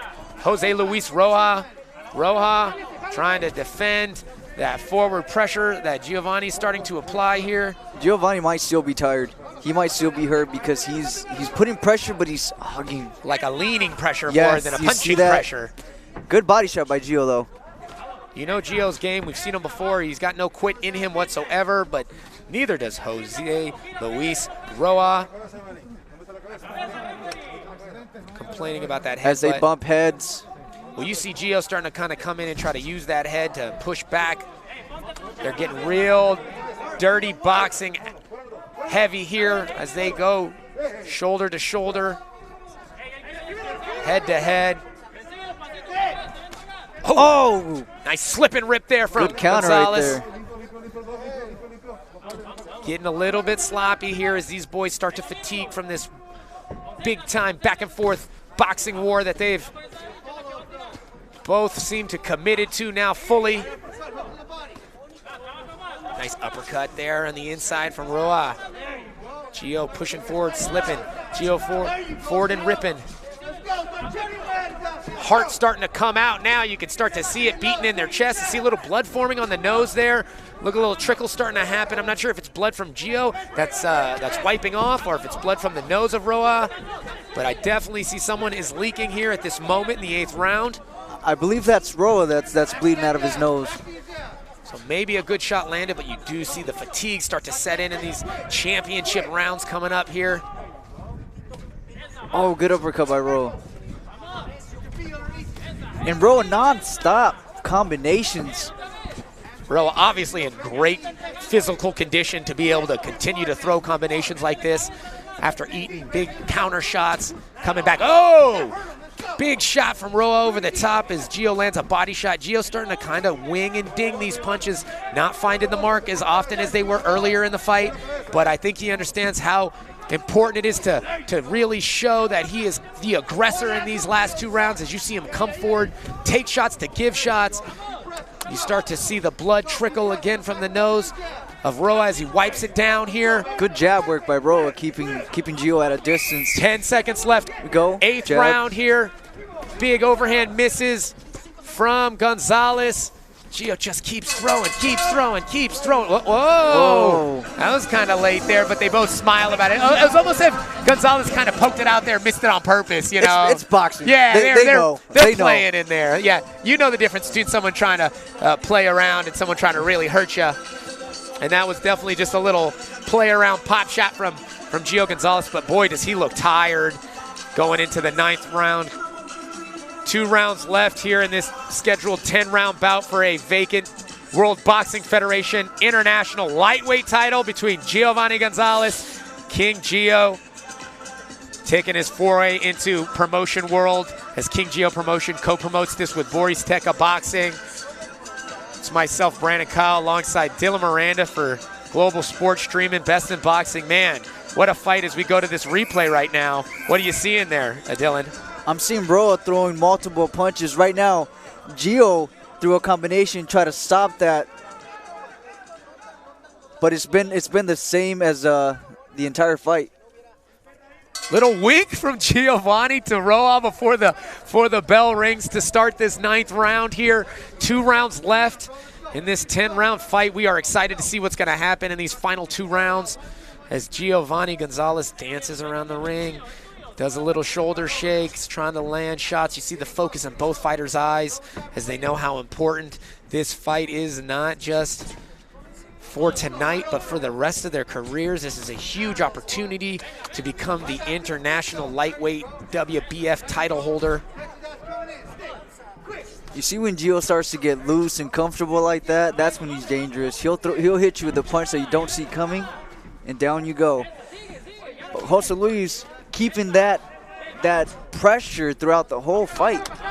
Absolutely, man. What great conditioning Roa is kind of exemplifying here in these later rounds. Still throwing, hasn't really reduced his output whatsoever.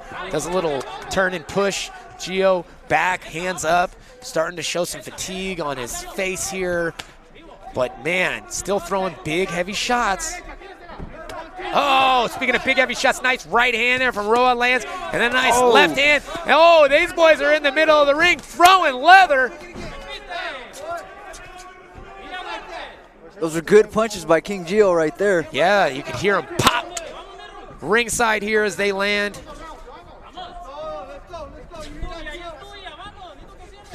Oh, another big right hand. King Gio starting to land some power shots here. Maybe Roa starting to slow down a little bit here. His head movement, his defense is starting to falter somewhat here as Gio lands these huge shots coming on him. Triple. Oh, uppercut. Good combination by Roa. Roa throwing. And Feels you know like what? that is his key to victory, and he's obviously committing fully to throwing those major combinations there, Dylan. You were saying Roa was starting to slow down. Maybe he's not hitting as hard as he used to. Giovanni needs to capitalize on that and throw more punches. He needs his output to increase. Because the hard punches are there, like that straight right. He just needs to have more of them. I tell you what, though, Rohan almost like those body shots by Rohan. Just constantly. That body shot started to put a little bit of damage there. So Gio feels it and says, oh, you got a body shot. Well, guess what? I got some headshots here for you, but he's eating shots. And he pushes back to the ring, and the ropes are holding up. Rohan right now, as you hear the crowd. He got him with a 1-2. And now Rohan's coming back on Gonzalez. Gonzalez is just, oh my God, almost hypnotized in there. Gio just with the throwing with ill intent with every punch. Wow, what a round, the best round of this fight so far, Dylan. And we still have another round. We have another round. We still have another round. That felt like the end of the 10th round. Oh, man. Wow. I don't know who to give that round to. Man, when I think Gio has nothing left in the tank, he gets hit with a major body shot. You could tell it bothered him. And so what's he do? Bites down on the mouthpiece and throws bombs. Both these fighters are warriors. That's why Gio has become one of a fan favorite here in Best in Boxing. We take a look at the exhausted Giovanni Gonzalez. He looks exhausted right now, but I guarantee you when that 10th and final bell rings, he's going to come out throwing bombs, and I expect nothing less from Rohan in this 10th and final round too. Little smile from the corner here of Giovanni Gonzalez, King Gio. Este es el round número 10, el último round. Ladies and gentlemen, this is round number 10, your final round. Oh, here we go. Here's that exchange right there, Dylan. Look at them go back and forth. Big bombs landing for Gio as he... And like we mentioned before, bar fights, that's what that's looking like. We got another bar fight on our hands here in the form of a professional boxing match because these boys are going back and forth nonstop in that last round. And is the 10th and final round, guys, of this World Boxing Federation International Lightweight title fight between King Gio, Giovanni Gonzalez in the gray and red. He's taking on Mexicali's Jose Luis Rojas in the black and gold, and they've gone back and forth the entire fight. This 10th round has started off the exact same way as they ended the 9th. Non-stop action. Both corners. Rojas hurt Gio with a punch. Telling their fighters to come forward. He's teeing off on Gio right now. Gio needs to get off the ropes. Gio's trying to recover, and he does this. He wades and waits, and then boom, throws big shots. And you look like Gio's just trying to pull back the arrow on a big flurry every time he's waiting. You can never count Gio out. Never count Gio. The way he throws, the craftiness in which he lands big shots. But man, Rohan looks like a Terminator in there, will not be denied, keeps coming forward, eating shots and throwing. He trades 3-4 shots for one big shot, and that might be making the difference in this fight right now, Dylan. It could be. Like we said, it depends on how the judges are going to view the fight.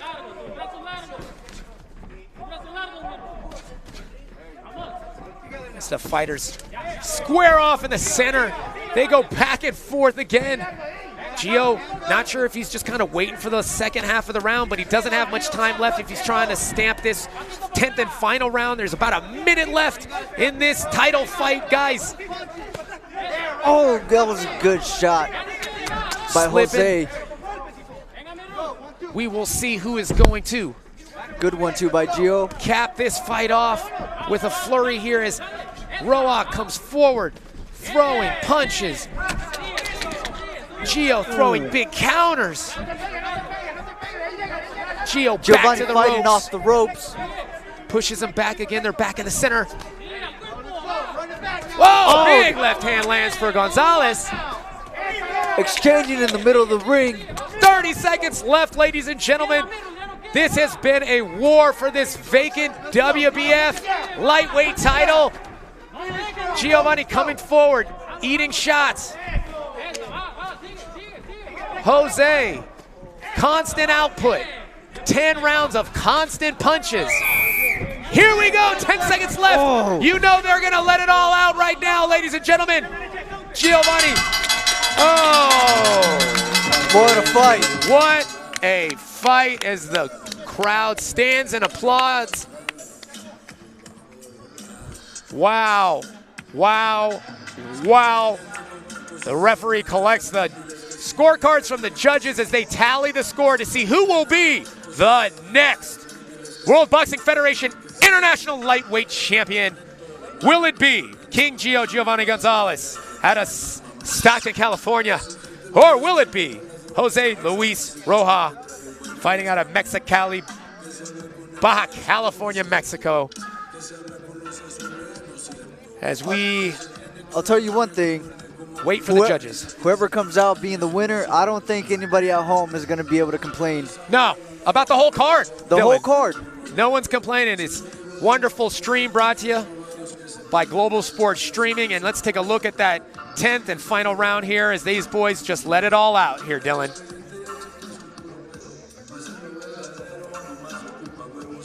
Big shots landed by both fighters the entire fight. Nice uppercuts landed. See Rojas with that output.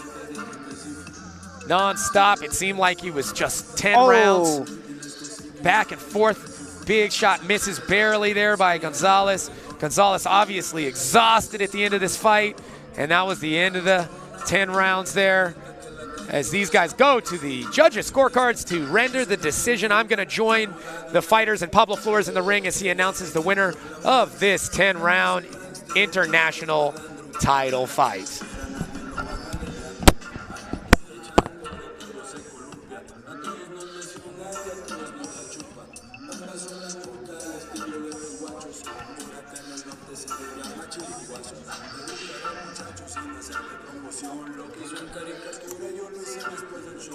Shout out to Borizteca Boxing, King Gio Promotions, Global Sports Streaming, and Best in Boxing. As we wait for the results of the fight,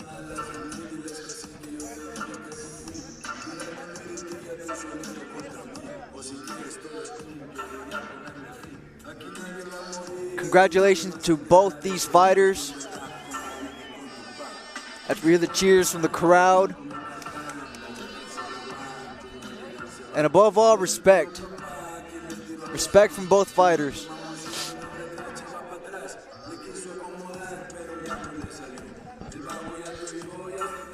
As we take you to my partner inside the ring, Brandon.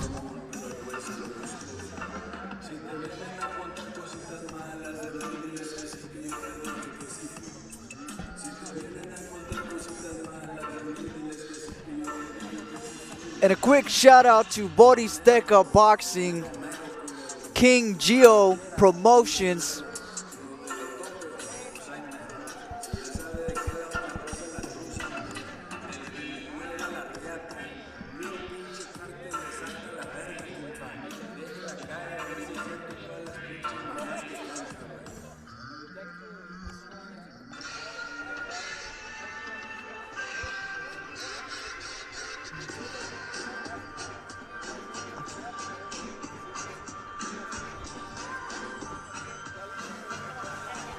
Fantastic fights tonight, from previous past champions to new champions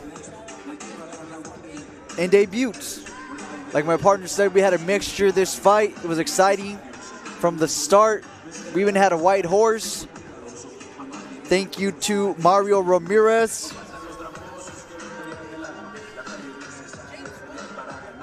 As we view the replay of King Gio versus Jose Luis Roa, exchanging in the middle of the ring. That's what this fight was.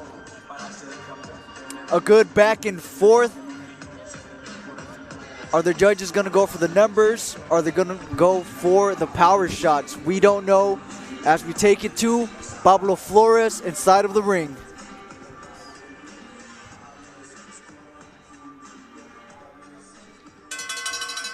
Ladies and gentlemen, this bout has gone the distance of 10 rounds, and now we go to the judges' scorecards. Damas y caballeros, este combate se va la distancia de 10 asaltos, por lo tanto tenemos la decisión de los jueces. No sin antes un fuerte aplauso, big round of applause for two warriors, King Gio Gonzalez y el Mirus Roa, por este gran combate. El juez, Judge Juan Manuel Rincón, he scores it 97-93, 97-93, en favor de Gonzalez. Carlos de la Rocha scores it 97-93, 97-93, en favor de Roa. And judge, y el juez Román Cruz Olais had the scores of 98-92, 98-92. For your winner by the way of split decision. Su vencedor por la vía de la decisión dividida. And he is the new World Boxing Federation International Lightweight Champion, el nuevo campeón internacional de la Federación Mundial de Boxeo. Puritito Chicali. José Luis Elmirus Roa.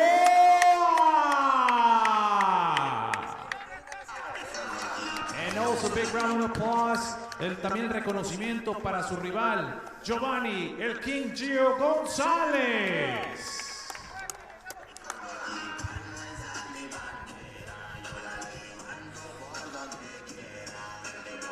Congratulations to Jose Luis Rua on becoming the new WBF International Lightweight Champion. I'm here with your winner, Jose Luis Rojas, as he smiles for the camera after a big victory. Congratulations on a great fight.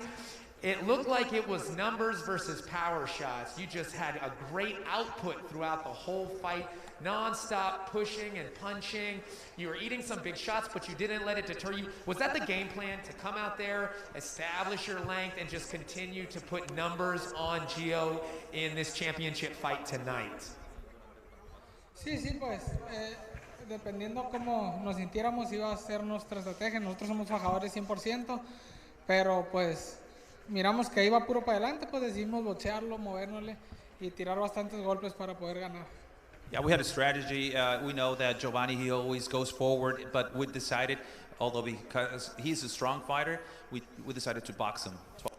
Yeah, there were times in the fight where it seemed like Gio would start to fade, and maybe you were starting to smell that if you pushed, you might be able to finish him. But then all of a sudden, he would come back with these strong flurries of punches and kind of get you to have to step back again. Was there any time where you thought, oh, he might be starting to crack, and he surprised you coming back with such strength? Sí. No, sí hubo momentos en los que yo decía, ya lo voy a tumbar, y no, pues no sé de dónde sacaba fuerzas que seguía, es muy aguerrido. Igual esos peleadores me gusta tener peleas duras y pues ahí estábamos, nos presionó, nos hizo un poquito para atrás, pero regresábamos también con todo. Yeah, there were certain moments that I was about to knock him out, but all of a sudden I was thinking, where did this guy has so many power to come back? So, but we keep on going and we outbox him and we got the decision. Yeah, this is a big victory. You are now the World Boxing Federation International Lightweight Champion. That's got to be a great feeling for you. Is there anyone you want to thank? You've had a nice career so far, and this only getting better. Anyone you want to thank out there for helping you in your career so far to date? Pues muchas gracias a mi madrecita que está aquí, a mis amigos de aquí de la Colonia Progreso de Mexicali, aquí entrando, aquí bajando de aquí de la Rumorosa, aquí estamos luego, pues gracias a ellos que están aquí, fueron los únicos que vinieron, y toda mi gente que me está apoyando allá en Mexicali, todos están viendo esta pelea y miraron que fuimos campeones, y pues muchas gracias a mi gimnasio, mi entrenador, aquí está Jaime Rogerio, que era mi esquina, aquí estábamos desde el viernes, me acompañó, tengo apenas 2 peleas con él y hemos trabajado muy excelente. Pues gracias a todos mis patrocinadores también que traigo aquí en el traje, los presenté antes de subir al ring. Pues muchas gracias a todos y a ustedes, a la promotora esta que nos brindó pelear en esta función. Big shout out to my mother. She's here present. A few of my friends also did the trip from Mexicali to my gym. My trainer, Gerardo, he was with me the whole time since Friday. To all my fans, my friends who are supporting and are watching this streaming, I would like to thank the promoter, Borizteca Boxing Promotions, and I'm really happy to be the new champion. Yeah, and let's hear it for your new WBF International Lightweight Champion, Jose Luis Rojas.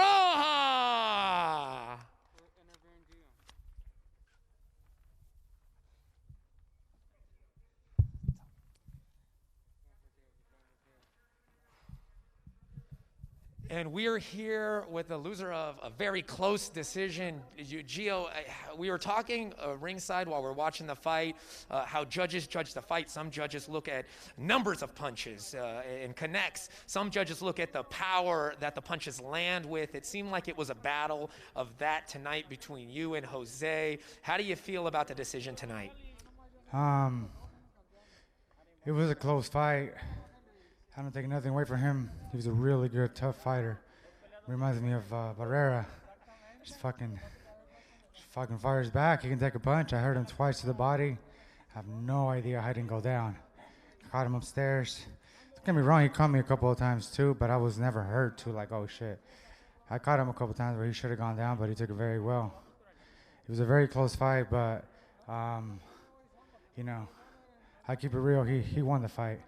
Yeah, I mean, it was a really close fight. It seemed like you came out, and it seemed like you thought that your power would kind of intimidate him a little bit more early in the fight. And you stuck with that tactic. We talked about it before the fight, how, you know, you're going to have to adjust in there possibly and do whatever the fight dictates. And it seemed like there was a point where you realized, like, oh, maybe I need to box a little bit more, use my in and out movement. I was talking with Dylan Miranda, my co-host. He was talking about how you're so good at that, but you didn't really seem to employ that until later on in the fight. Is that something that you wish you might have wanted to start doing earlier in this fight, maybe using more movement as opposed to try to stand there and really hurt him with power shots? You know, as a commentator outside is different than being the fighter. I understand what you're saying, but I changed my style in there a couple of times actually, and I did figure it out, but I think it was the fourth round. But when you do that, that takes a lot of energy from you because, you know, you're moving and you're hitting and everything. You know, it's just a very hard style to change your style from Mayweather to Maidana to Rios. You know, it's just, I changed my style multiple times into that fight. And like I said before the fight, I could have picked anybody I want, but I picked him because I like to give the fans a good fight.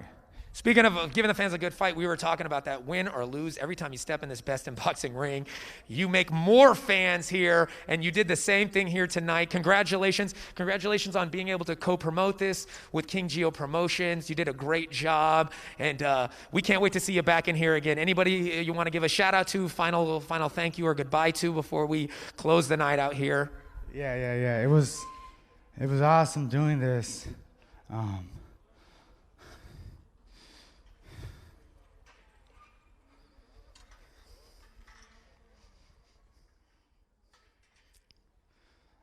I've been doing this since I was 15, but I'm done.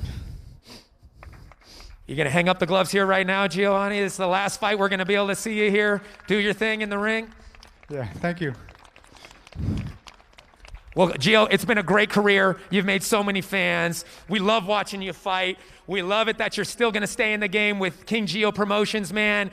It was a great final fight. Congratulations on a great career, guys. Let's hear it for the last time for King Gio, Giovanni Gonzalez. People just don't know what we go through. All the time away from family, hours of road work, fighting through the pain of training. You know, people just don't understand how tough this life is. People ask me then, why do it? Simple. I want to be the best in boxing. Follow Best in Boxing on YouTube, where the future stars of boxing fight.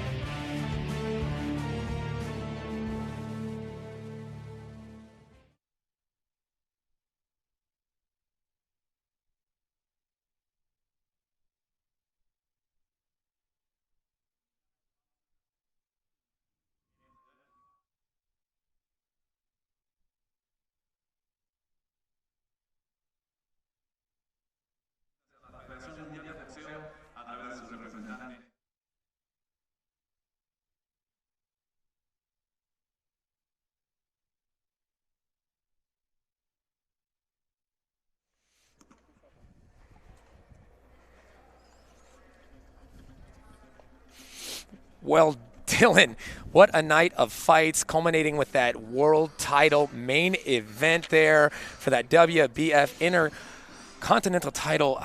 It was a tough ending, though, to see a fighter in there pouring his heart out as Giovanni Gonzalez retires. Like, will be his final fight in his career. What did you think about that retirement statement and the last performance that we're going to see here, Best in Boxing, of Giovanni Gonzalez? I think it was an honor to be able to sit here and watch the final fight of Giovanni Gonzalez. Like I mentioned, Giovanni is a fan favorite.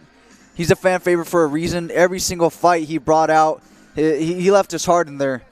I feel honored to have been able to comment on his last fight. I feel honored to be able to host that interview where he retires. I tell you what a great night of fights. That title fight at the end, our co-main event, was an awesome fight as we see René Girón finish a really tough Guadalupe Acosta. I don't see anyone stopping him in the future. He's only rising in the sport of boxing. What would you say was the performance of the night? Was it that Girón knockout? I have to give it to him. Yeah, that was a back and forth fight.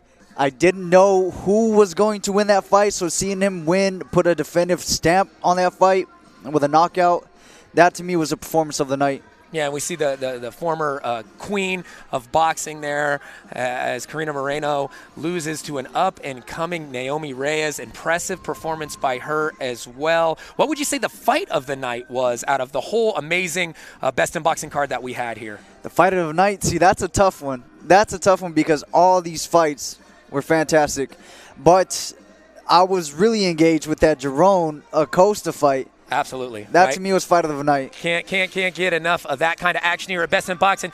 Thanks to Borizteca Boxing Promotions in association with King Gio. This has been Global Sports Streaming, Best in Boxing. Another great night of fights in Tijuana. I'm Brandon Kyle. Dylan Miranda, my partner. We will see you next time.